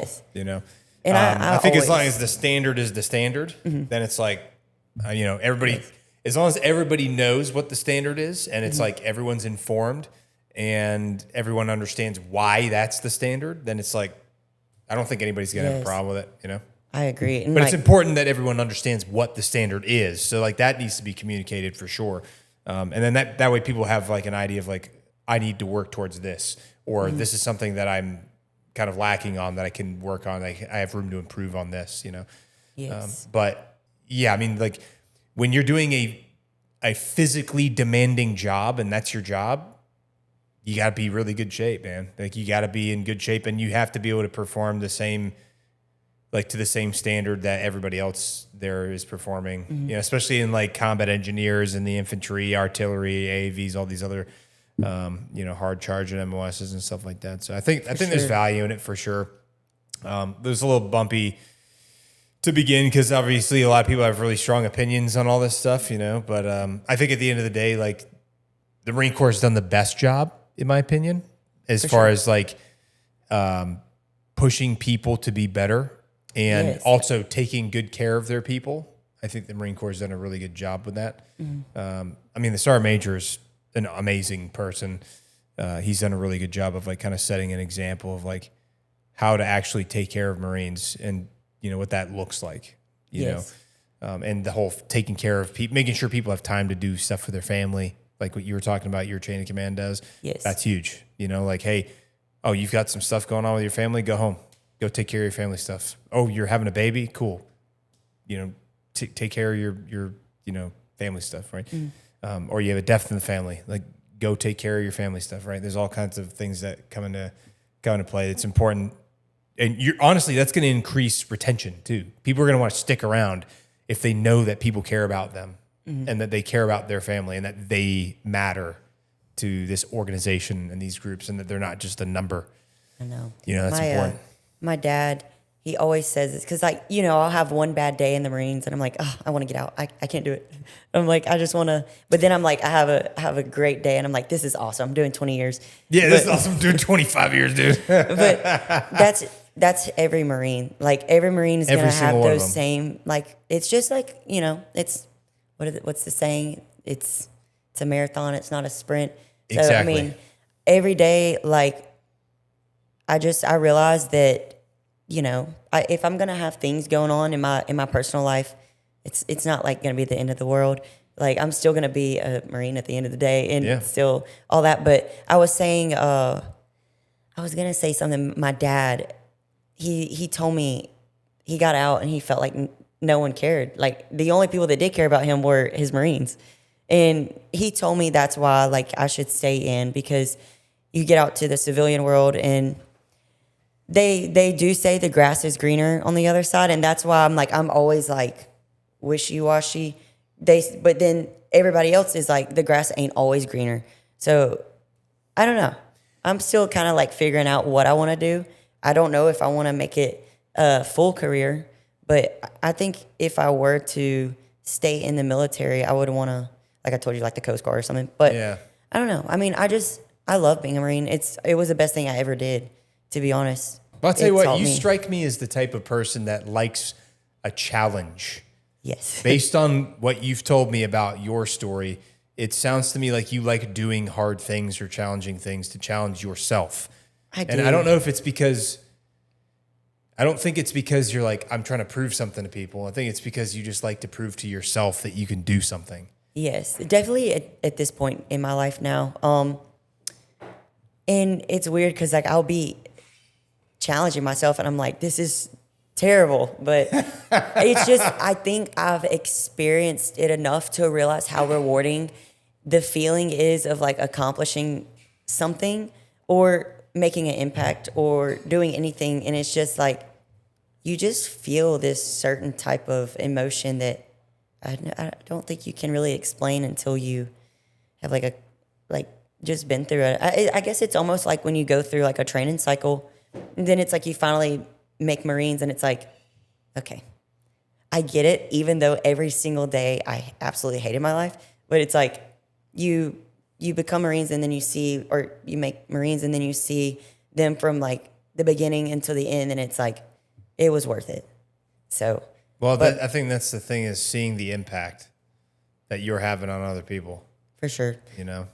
But obviously in my position, I was like a fourth hat green belt drill instructor. So you can make an impact, but it's like you're supposed to be that hat that's harassing everyone. crazy. You're just supposed to be the one that harasses everyone all the time and takes everyone out to the sand pit and stuff.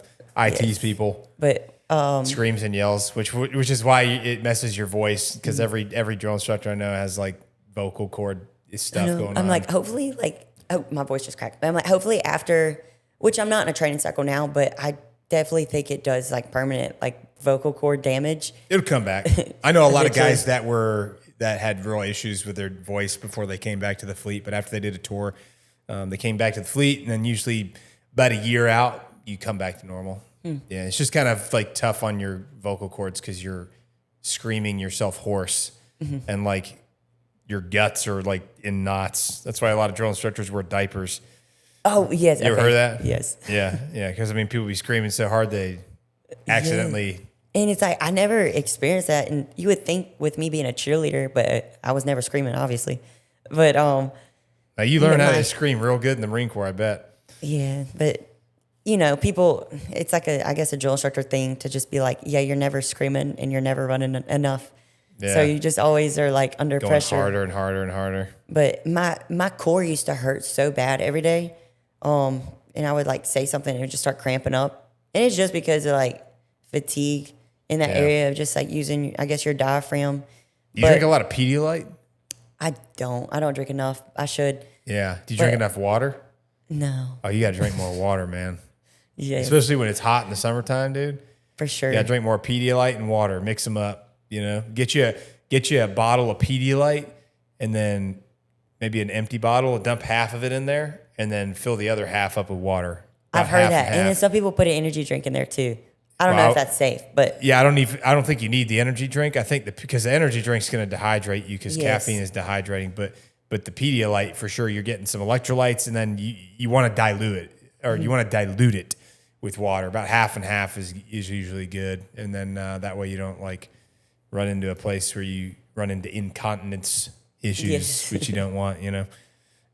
But yeah, especially when it's hot, and the heat of the summer down in Beaufort, South Carolina, can get pretty brutal. That's when I went through recruit training down there. Was May to August of 2014. Oh yeah. So the hottest months out of the year. They call it J-Jazz, where it's like June, July, August, September. Those are like the hottest months. I was there for May, June, July, August. we got roasted, man. We got roasted, but it was good. It was good experience. You know, like you just get used to being sweaty as hell all the time, and you become really grateful to being inside of the air conditioning of the sweet squad bay.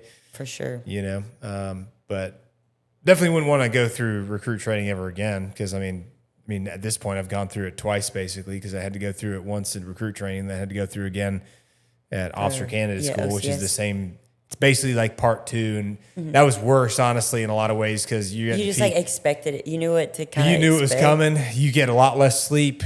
I got in trouble all the time because I was constantly like talking when I wasn't supposed to be talking, and I got caught doing it, and so I had to write a bunch of essays, which that's my fault. I had to learn the hard way, but.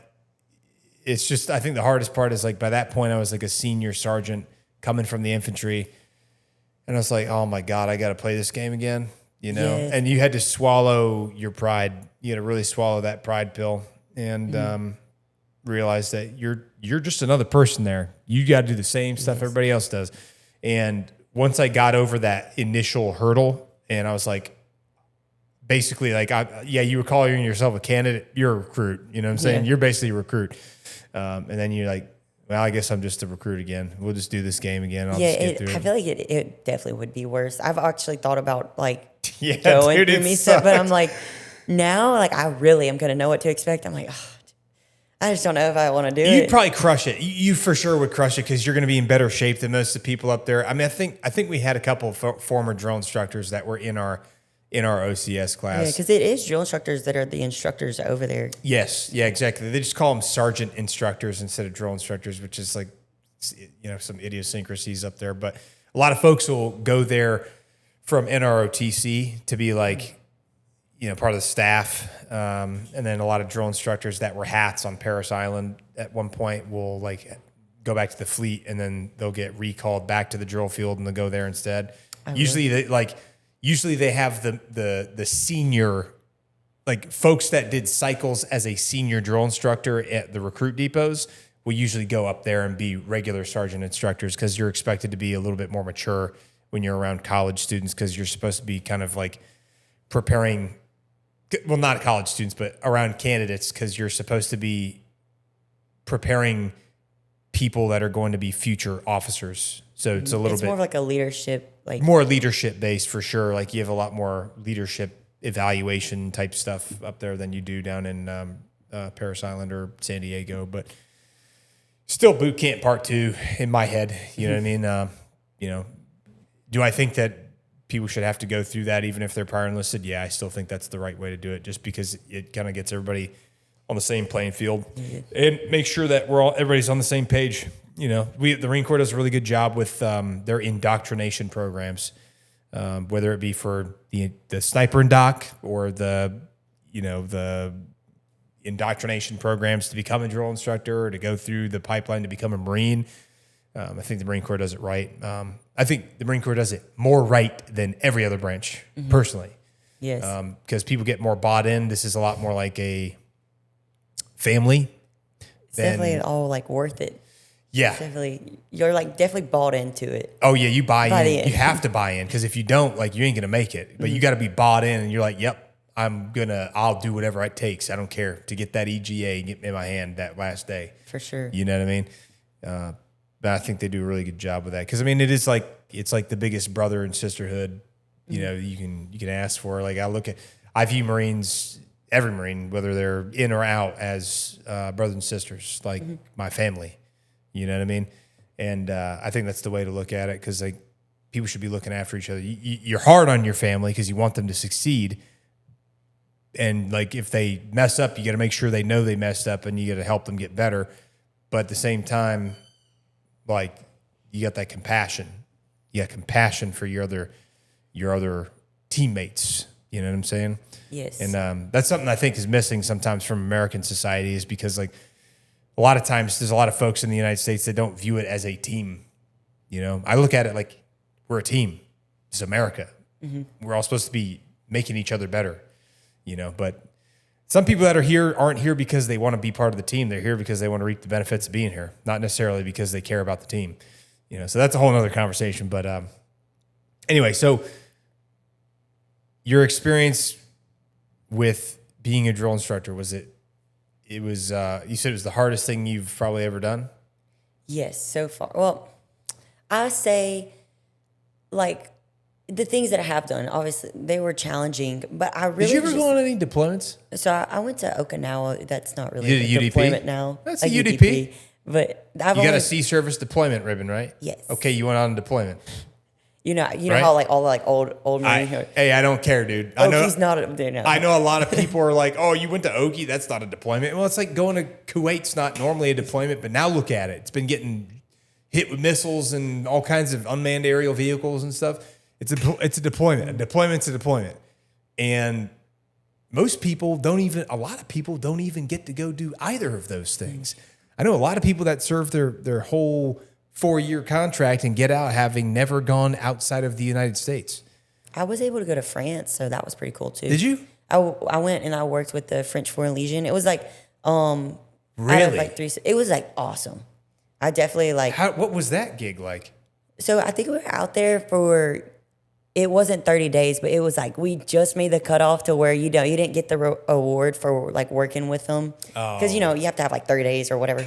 But Yeah, just a little bit shy. yes, Of everybody course. was like, "Really? Oh Like, we my couldn't- God! You couldn't just let us stay here for a couple more days. It's like if you send people to Korea just for 15 days and not 30 days, so they can't get the Korean Defense Medal.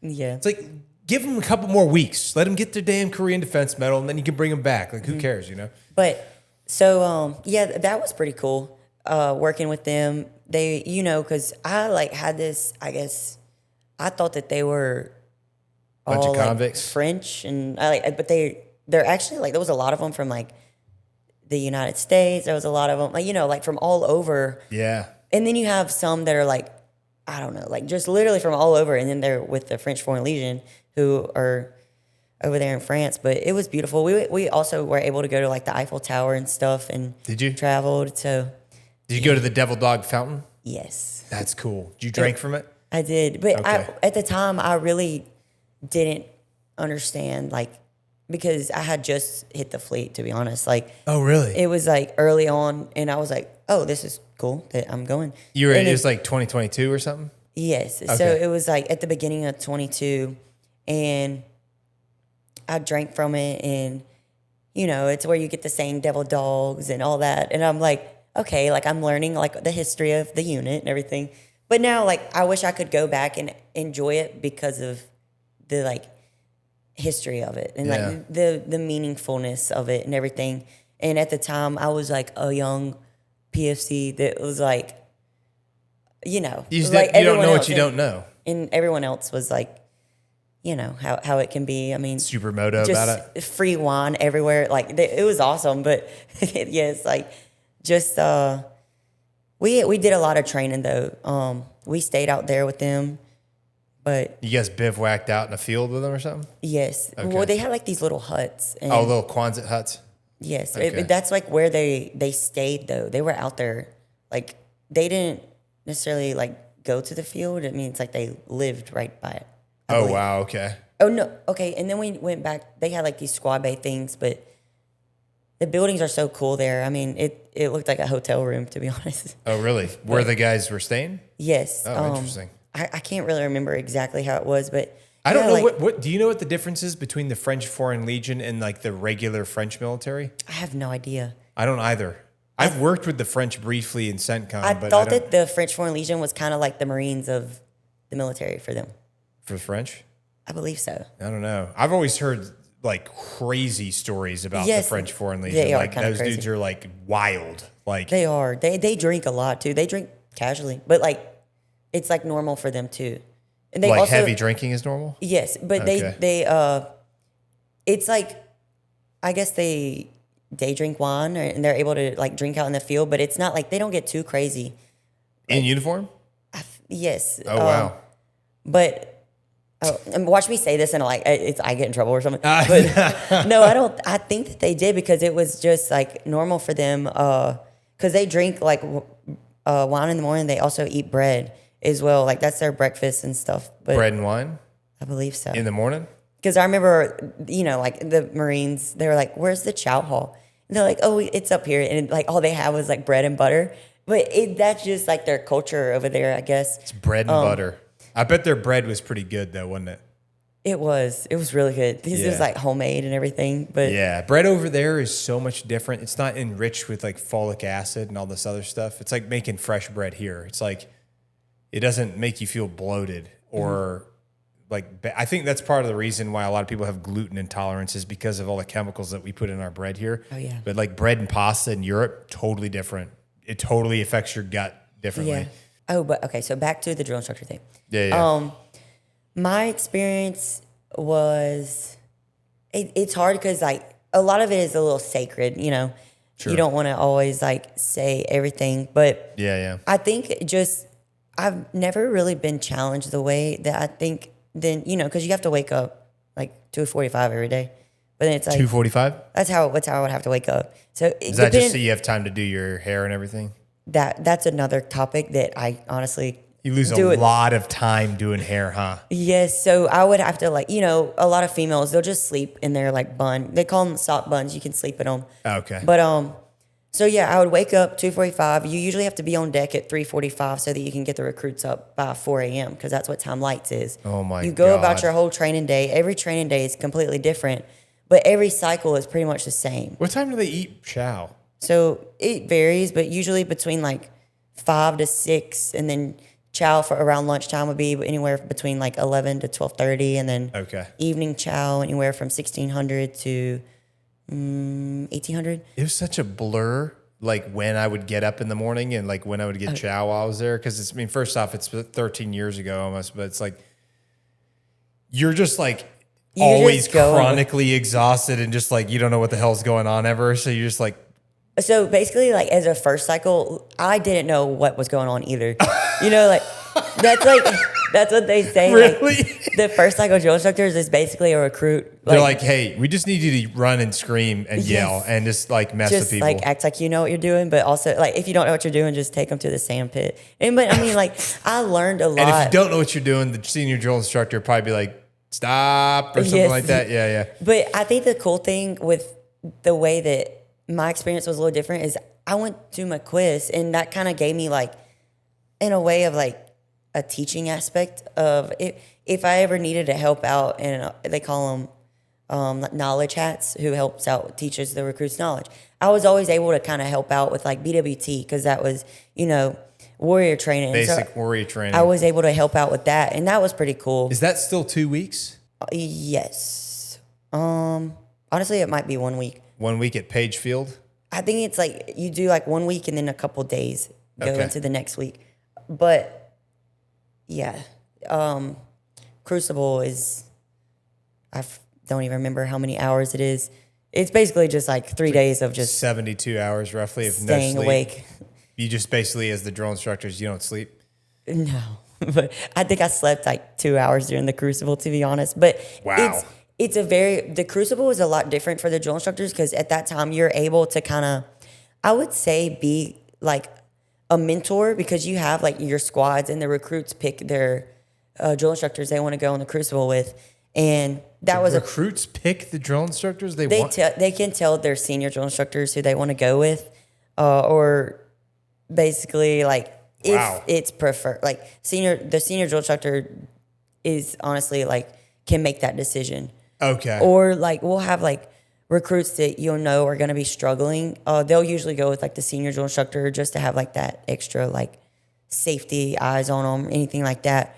But so I wonder if you think that's different depending on the company you're in? Probably. Okay. Yeah, that would make sense because that was like, we didn't get any choice for anything until I got out of there, and then I still didn't have any choices when I got to the Fleas BFC. You know, I didn't really get to start making choices till I was a corporal or a lance corporal or something like that. I think that honestly, they I remember choosing my drill instructor. I actually still talk to my drill instructor from boot camp. She like reaches out to me because she knows I'm a drill instructor now. Oh, really? She like checks up on me every once in a while. Sees how you're doing. Yes, and I'm like, I was like, I get it now. What company were you in? I was with Papa Company. Papa Company. Okay, Papa Company was the sister company for us when I went through. Oh, really? Because I was in Golf Company. Mm-hmm.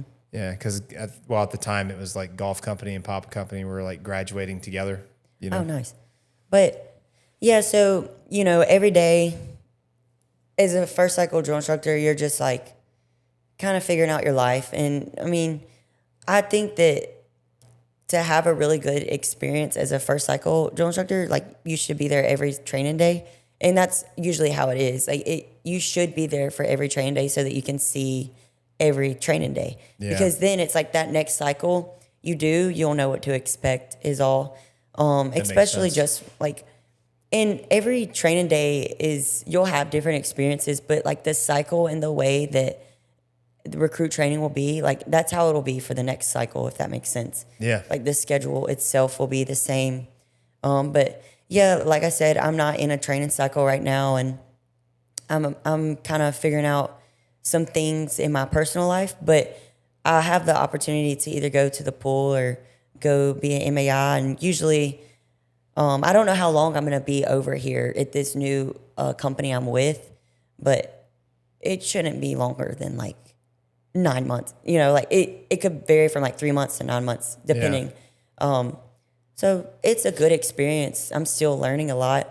Sure. And then once I go back, I'll probably be like a knowledge hat and you know, teach some stuff. But I also did like a partial cycle before this first full cycle, and it kind of helps me out a lot. They call them partial cycles, where you like come in later in the cycle.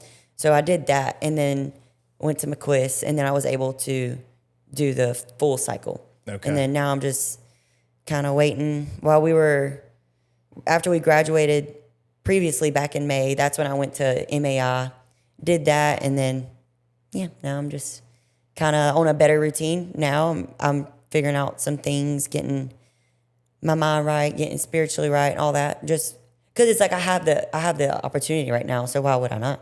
Yeah. Trying to get back on track with some stuff. And been going to church or something? I have been. Okay. Every Sunday, I'm like, I gotta go. And then I try every day just for like spiritual health and everything. I try every day to like read part of my Bible, and that has really helped me kind of like, I guess, stay like focused and realize like, okay, I'm gonna wake up, I'm gonna drink some coffee, do like a little morning devotion, and then start my day. Yeah. And that's really helped. And I think everybody should honestly do that if they're religious and everything like that. Because I can say I'm a Christian, but am I really a Christian? They say like lukewarm Christians, they say is like a saying I learned about at church, but I'm like just trying to be like just spiritually fit. Yes, because I focused on my physical fitness. Why not focus on this? Yeah, because it all plays into it, like emotionally, spiritually, mentally, physically, just all of it. And now, like I was saying, like I don't focus so much on like taking a bunch of pre-workout and hitting a bunch of PRs and going crazy in the gym. I'm like, I'm just gonna go kayaking. And that's like I feel like I'm a little bit more at peace right now. Yeah. But it's healthy. It's really healthy. And then I've been trying to focus more on like, I've always tried to eat right, but I focus more on just like eating in a way that makes me feel good and not being like, how many calories am I eating? Because honestly, I don't even care. You know what I mean? Yeah. Well, at this point, especially once you get into cycle again, like it's going to be more about like eating enough to sustain yourself so you don't pass out from exhaustion, you know, because you're going to need the calories because you're going to be burning a crap ton of calories as you're running around and stuff, you know? Mm-hmm. So for sure. And plus you're not going to get fat being in that position. You're just not. There's no way because you're going to be burning so many calories. You know what I mean? For sure. I mean, because really at the end of the day, the only way that you can gain weight is if you're taking in more calories than you burn on a daily basis. But in that particular profession or that career field, you're definitely burning a lot more calories than you're taking in, you know, just because of how much the sheer amount of running around that you're doing. Oh yeah. I've never like ran or walked or hit as much steps. So, you know, like everybody wears a Garmin and they track their steps, but like I would be getting up to like 80,000 steps. 80,000 steps. So during the Crucible, I think that was the most. It was like 80,000. But on average, I'm not like, this is not an exaggeration. Like I was hitting like 25 miles on my feet a day. A good day, 25. When I say good day, that means like I was running around enough. Probably like 18 to 20 miles on like the average day. And that's for like most drill instructors though. And I really, didn't experience like, I guess like what it felt like to have like pins and needles. So like when you ask like what it was like, I'm like, that's a good way to explain it. It's just those like pins and needles feeling in your feet. Yeah. And I think that you really people won't understand it until like they probably are in that position, but it's such a rewarding job, and it's really hard to like get tunnel vision when you're like in the moment and you're like, you question yourself, like, why are you doing this? Or like, why am I even out here doing this for people who probably don't care as much as I do, or anything like that. And if the recruits aren't pushing themselves, it's because you're not pushing yourself. So it's like everything that they're doing is a reflection of you. So that's just the way that you kind of have to think about it. Yeah. But overall, like my experience was good. I mean, it was hard. It was challenging. It was like there was emotions involved. There's literally blood, sweat, and tears involved, like they say. But it's just something I know that whenever I get older, I can look back, and that's what I'm going to remember from the Marine Corps. I think I'll remember, obviously, like the infantry, but I think that the way that like being on Parris Island brings out emotions I've never experienced before is like so crazy to me, because I experienced like fatigue, obviously, in the fleet and all that. And obviously, I've never been to combat, and I don't think that really has anything to do with the leader you are. There's plenty of good leaders that have never been to combat and stuff. Yeah. But I think it's just, you really will just figure out how much you can push yourself. Most people that serve in the military never experience combat.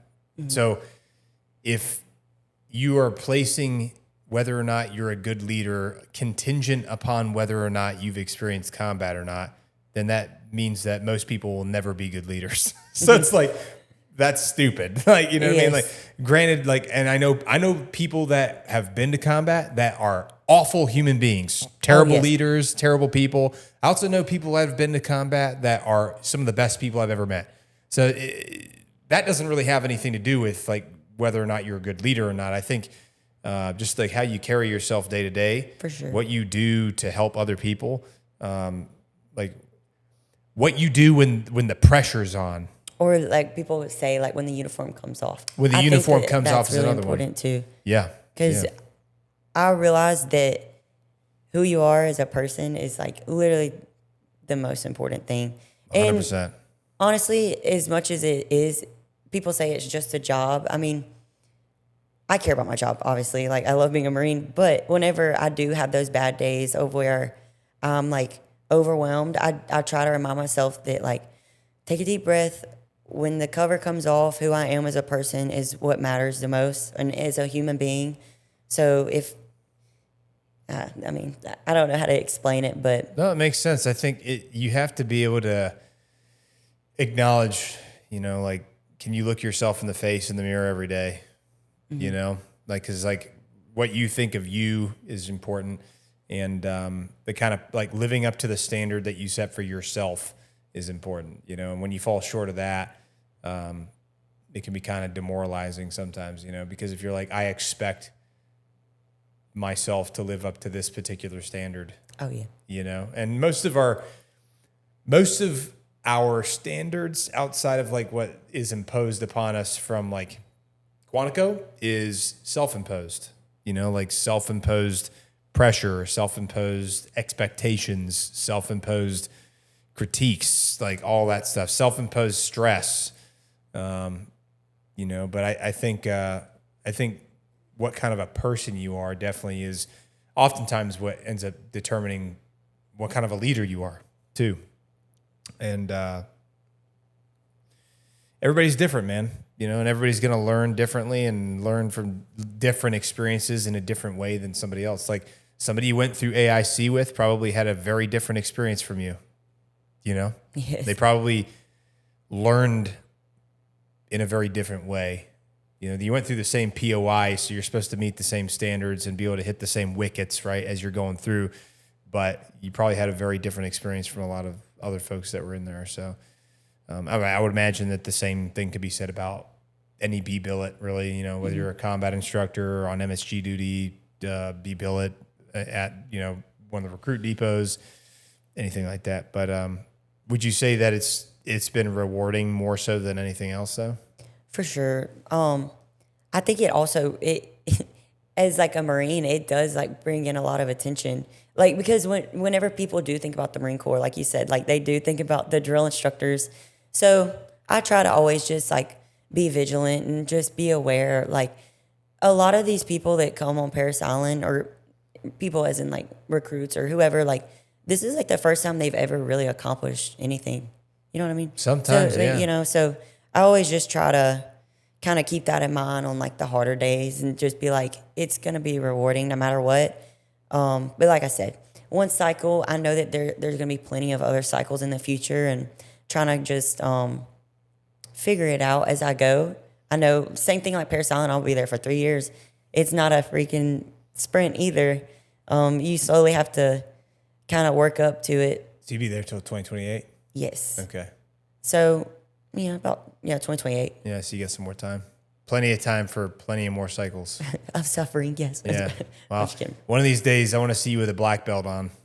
I hope so. Yeah. That'd be awesome. That way you can see things from that perspective, which I'm sure is very different than the other perspectives that the other drill instructors see things from, because you're more like that paternal or maternal figure. That's kind of like that. A lot of people, like, if that's not what you're aiming for, like as a drill instructor, it's kind of just like, in a infantry platoon, you got your team leader, squad leader, platoon sergeant, like those are like the way that you want to work up. Yeah. And it's kind of the same way here. Like you don't just want to be like GP. Yeah. No, nobody wants to be GP. I mean, I never wanted to be just GP. Like I think I started off as a gunner for a Sabre truck. And then I went from a Sabre truck gunner to be a Sabre truck driver. And then I went from being a driver to a vehicle commander. And then I went from being a vehicle commander to a section leader. And so went through the whole kind of gamut. But if you end up staying in, I think it's going to be interesting. Number one, it'll be interesting because I'm curious to see where life takes you. Obviously, it doesn't matter if you do or you don't. Like you got to do what's right for you, of course, right? But if you do stay in, IULC is the next big hurdle for sure. Like you're saying, IULC Infantry Unit Leaders Course is probably the next real big hurdle. And it's hard for everybody that comes back from a B billet to go straight to IULC like within the first year of being back in the fleet after not having done any infantry stuff for 3 years. Because especially for the mortars piece, because mortars is really hard because there's a lot of math involved. Yes, you always have to like stay on top of that stuff. Yeah, but I know a lot of dudes that manage to do it, and a lot of people that manage to do it. So if they can do it, it's definitely accomplishable. But it would be very different. That's one of the things we used to have a lot of conversations about. How it's like, hey, a lot of my buddies and I used to think, hey, it should be a B billet to go, like it should be counted as a B billet to become a combat instructor instead of anything else if you're in the infantry, because then like you get to hone your skills for the infantry while you're there, right? Whereas if you're off at MSG or you're recruiting or all these other things, then it's hard to, you're not practicing your craft while you're there. And so a lot of people were like, well, why can't we just make sure that if you're in the infantry, that is your only pipeline is to go be a combat instructor? I don't know if that's ever like a subject that's going to come up with any like higher leadership, or it might have been something that somebody that's with a bunch of stars on their collars talked about, I'm sure at some point, but I would imagine it probably comes down to manpower just because you don't have enough people to do that and you probably have to spread load it. But that's a challenge. That's a hurdle, and whether you face it or not, depending on if you stay in or if you go to a different branch or you get out or whatever, I'm sure you'll be fine. Like I said, obviously you've done AIC, McQuist, and MAI. Like those are 3 very difficult courses and very physically demanding. So that's something to be proud of in and of itself. And then of course now you're in a position where you get to make Marines. I'm looking forward to like the rest of my time here, and I know that I'll figure out what exactly I want to do, but you're not in a hurry. You got time, and you're young too. So like you got time to like kind of sort through this stuff in your head and feel out where you want to go and what you want to do. I also considered like scout swimmer. I was like, okay, McCoy's, infantry, put them together. I mean, scout hell, swimmer. if you did scout swimmer, there's a lot of options and opportunities there. You could also end up doing stuff with like boat companies. You know, there's like boat platoons out there. I don't know if that's ever something you thought about. Yeah. There's a lot of guys that I know, a lot of gals and guys actually that do like riverine type ops or like shallow water ops with like Zodiacs and stuff like that, and sometimes bigger boats. I know on the West Coast they had some folks that did some stuff like that, and the East Coast they do. I think Camp Lejeune's got some stuff like that set up too. But there's a lot of opportunities out there for innovative new things that a lot of people haven't done a whole lot of, and depending on what your interests are and like where your mind is, you know, you'll have a lot of opportunities. And plus you're going to be competitive against your peers, you know, do you have your black belt? I do. Okay. So yeah, you're going to be competitive against all your peers no matter what. There's a lot of sergeants out there that don't even have green belts. Oh, really? Yeah. They're out there, you know, but you've got like a tab and a black belt, and you've been to McQuist, and you've done, you know what I'm saying? Like you've got all these things. So like meritorious boards, that's going to look great on, you know, whether not that's something that you're interested in or not, it still looks good. It's competitive. And also you got to do a lot of these things that are challenging yourself, which a lot of people, you know, I always looked at like, if there's some things that I didn't want to do, 'cause I was like, that just sounds terrible. I don't want to do that. That sounds like miserable. But I also do appreciate like doing hard things because it is gratifying if you can get through it.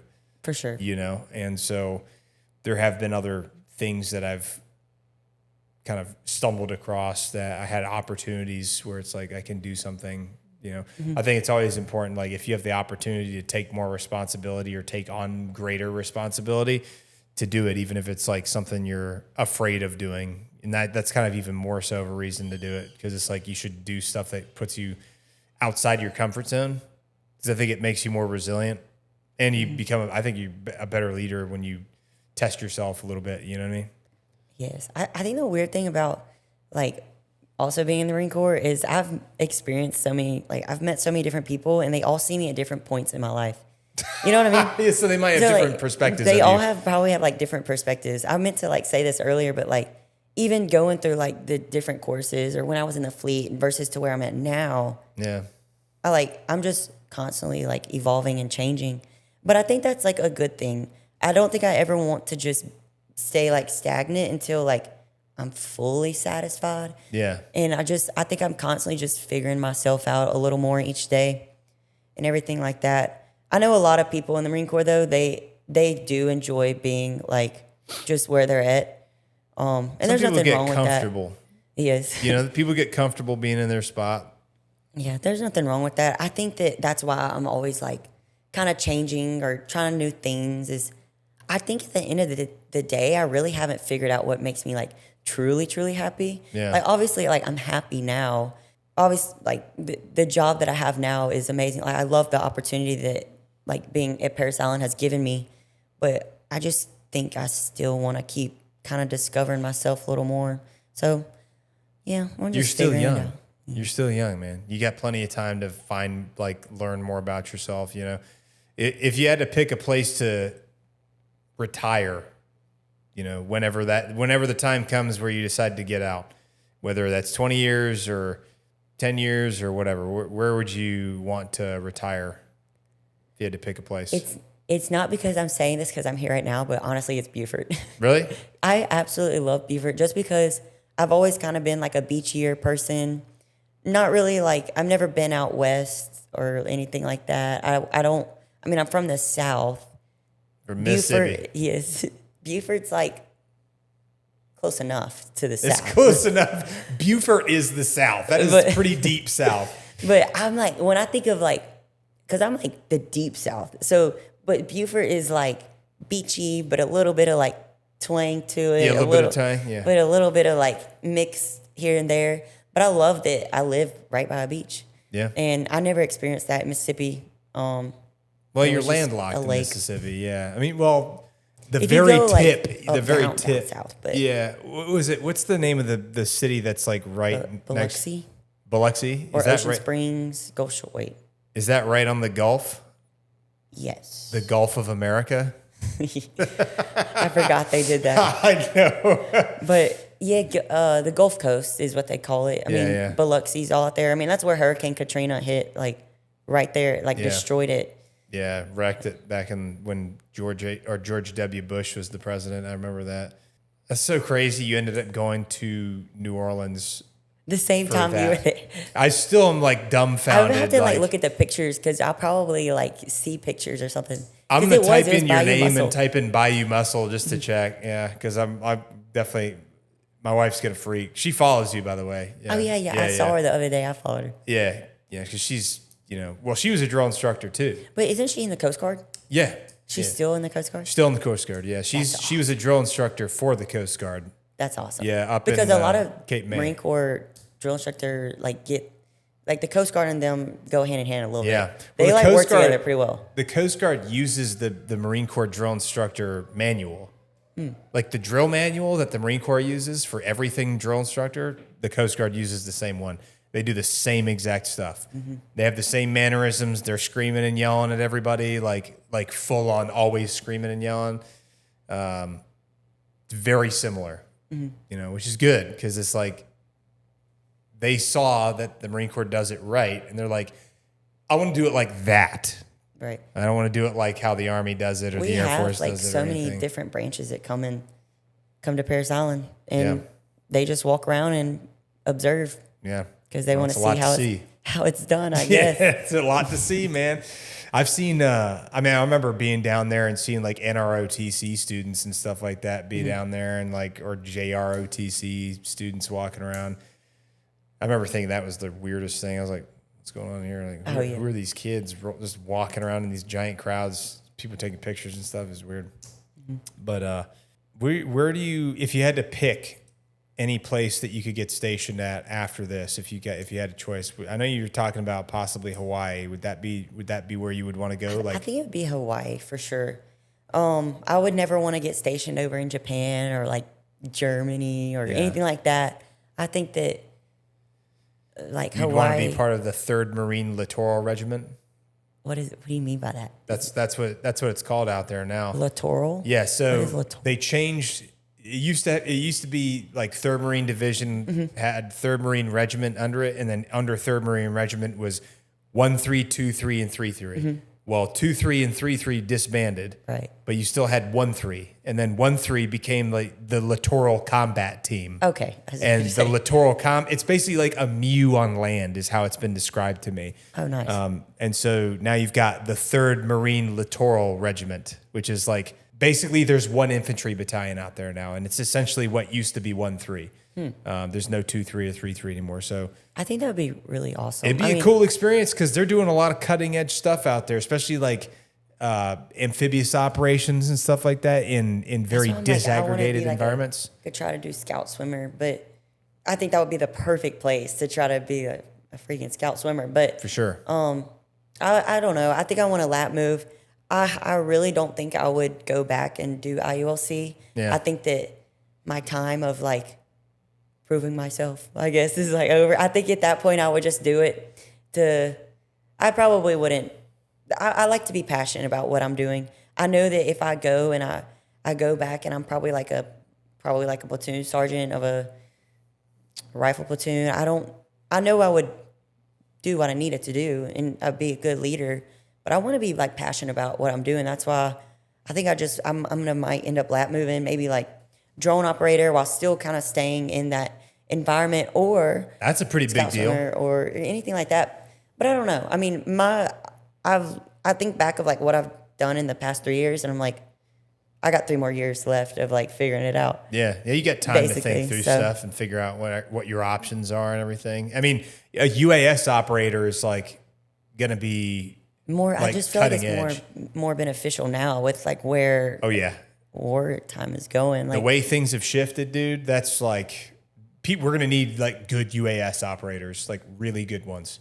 I've seen that they're using them up in ITB and AITB up in in Camp Lejeune or Camp Geiger. So I know that's like going to be a growing MOS field, and they're going to be getting attached to the grunts to go on deployments with them, to go on MEWS with them, to go on, MRF-Ds with them, whatever it is. So I think that'd be a great idea. And then plus it's like you're playing video games instead of having to dig holes. Yeah, for sure. You're not digging fighting holes anymore. So it's much more fun. Somebody recommended that to me, and I was like, you know what? That doesn't sound too bad. Because obviously, like, I've worked with them before. Yeah. Because they want, like, just a regular rifleman to be able to operate a drone. Yeah. So we would practice with them, and we would have, like, the JTAC, like the little, what are the tablets called again? It's been a minute. The ATACs. The ATAC. I said JTAC. Yeah. ATACs. Close, yeah. We would use them and stuff. But, yeah, I think I would just want to be a part of it, but without sounding completely lazy, without just being how I was, like always but I also was like younger at the time. Like if I'm gonna be like a staff sergeant, I'm not gonna be doing what I was doing as like a corporal, No, you'd be doing something different completely. So, you'd be doing more administrative stuff, spend a lot more time in the office doing rosters and things like that, and the training. height and weight. Yeah, running stuff in McTims, all that. But like you said, you're not in a rush. You got roughly 2.5 years or so to kind of figure out what it is you want to do, whether that's stay in and lat move or stay in and go back to the infantry or get out and go to a different branch or whatever it is, I'm sure you'll figure it out. But I'm excited for you that you're going to be kind of embarking on this new leg of your journey, because it's from everybody I know that's done this gig.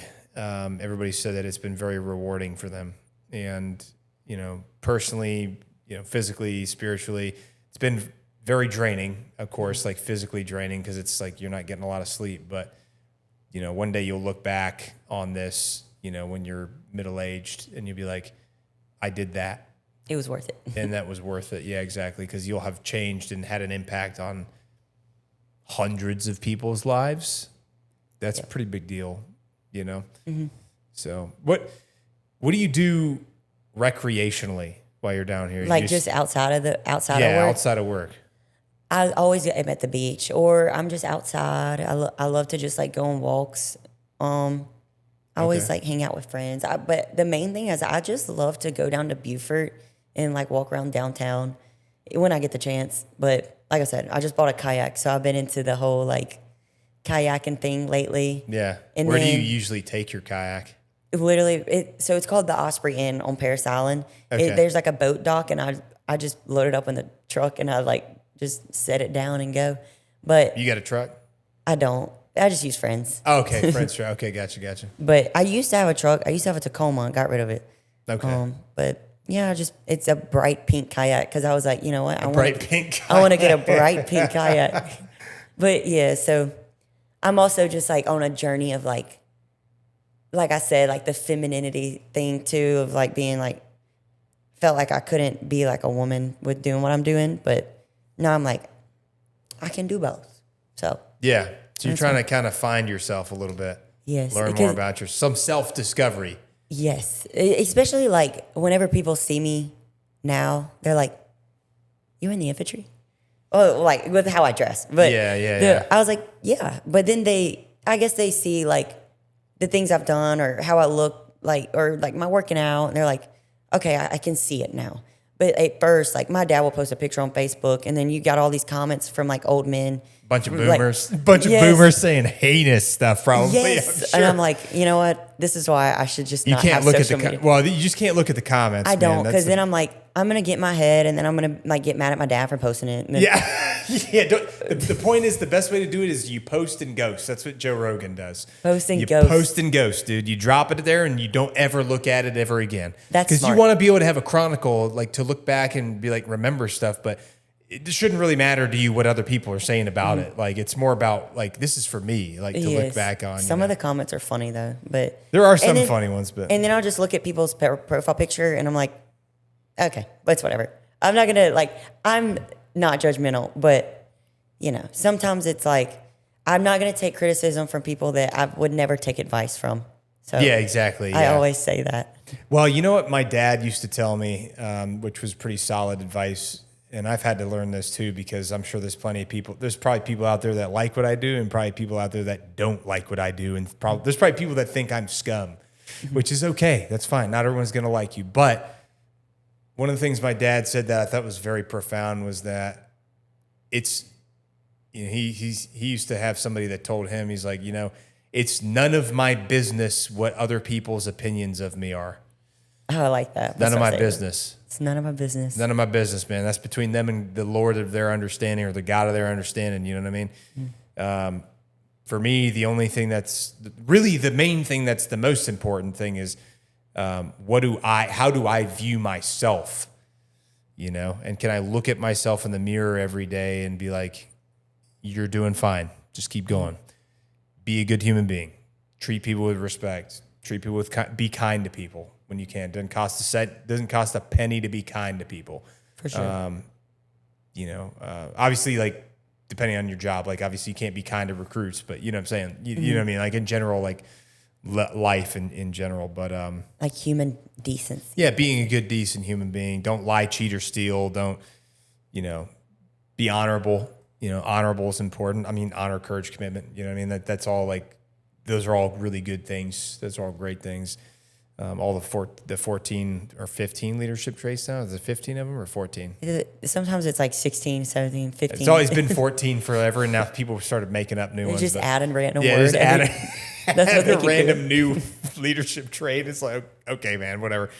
It's like now you got an extra test question on your sergeant's course test. Yeah, I think that's the main thing is just because like you said, like it kind of goes back to like what kind of a person are you, because like at the end of the day, everybody's going to get out eventually, and then what are you going to do then, and who are you after you get out? Because like this can't define your entire life. It defines the current moment of your life. This is a chapter of it, right?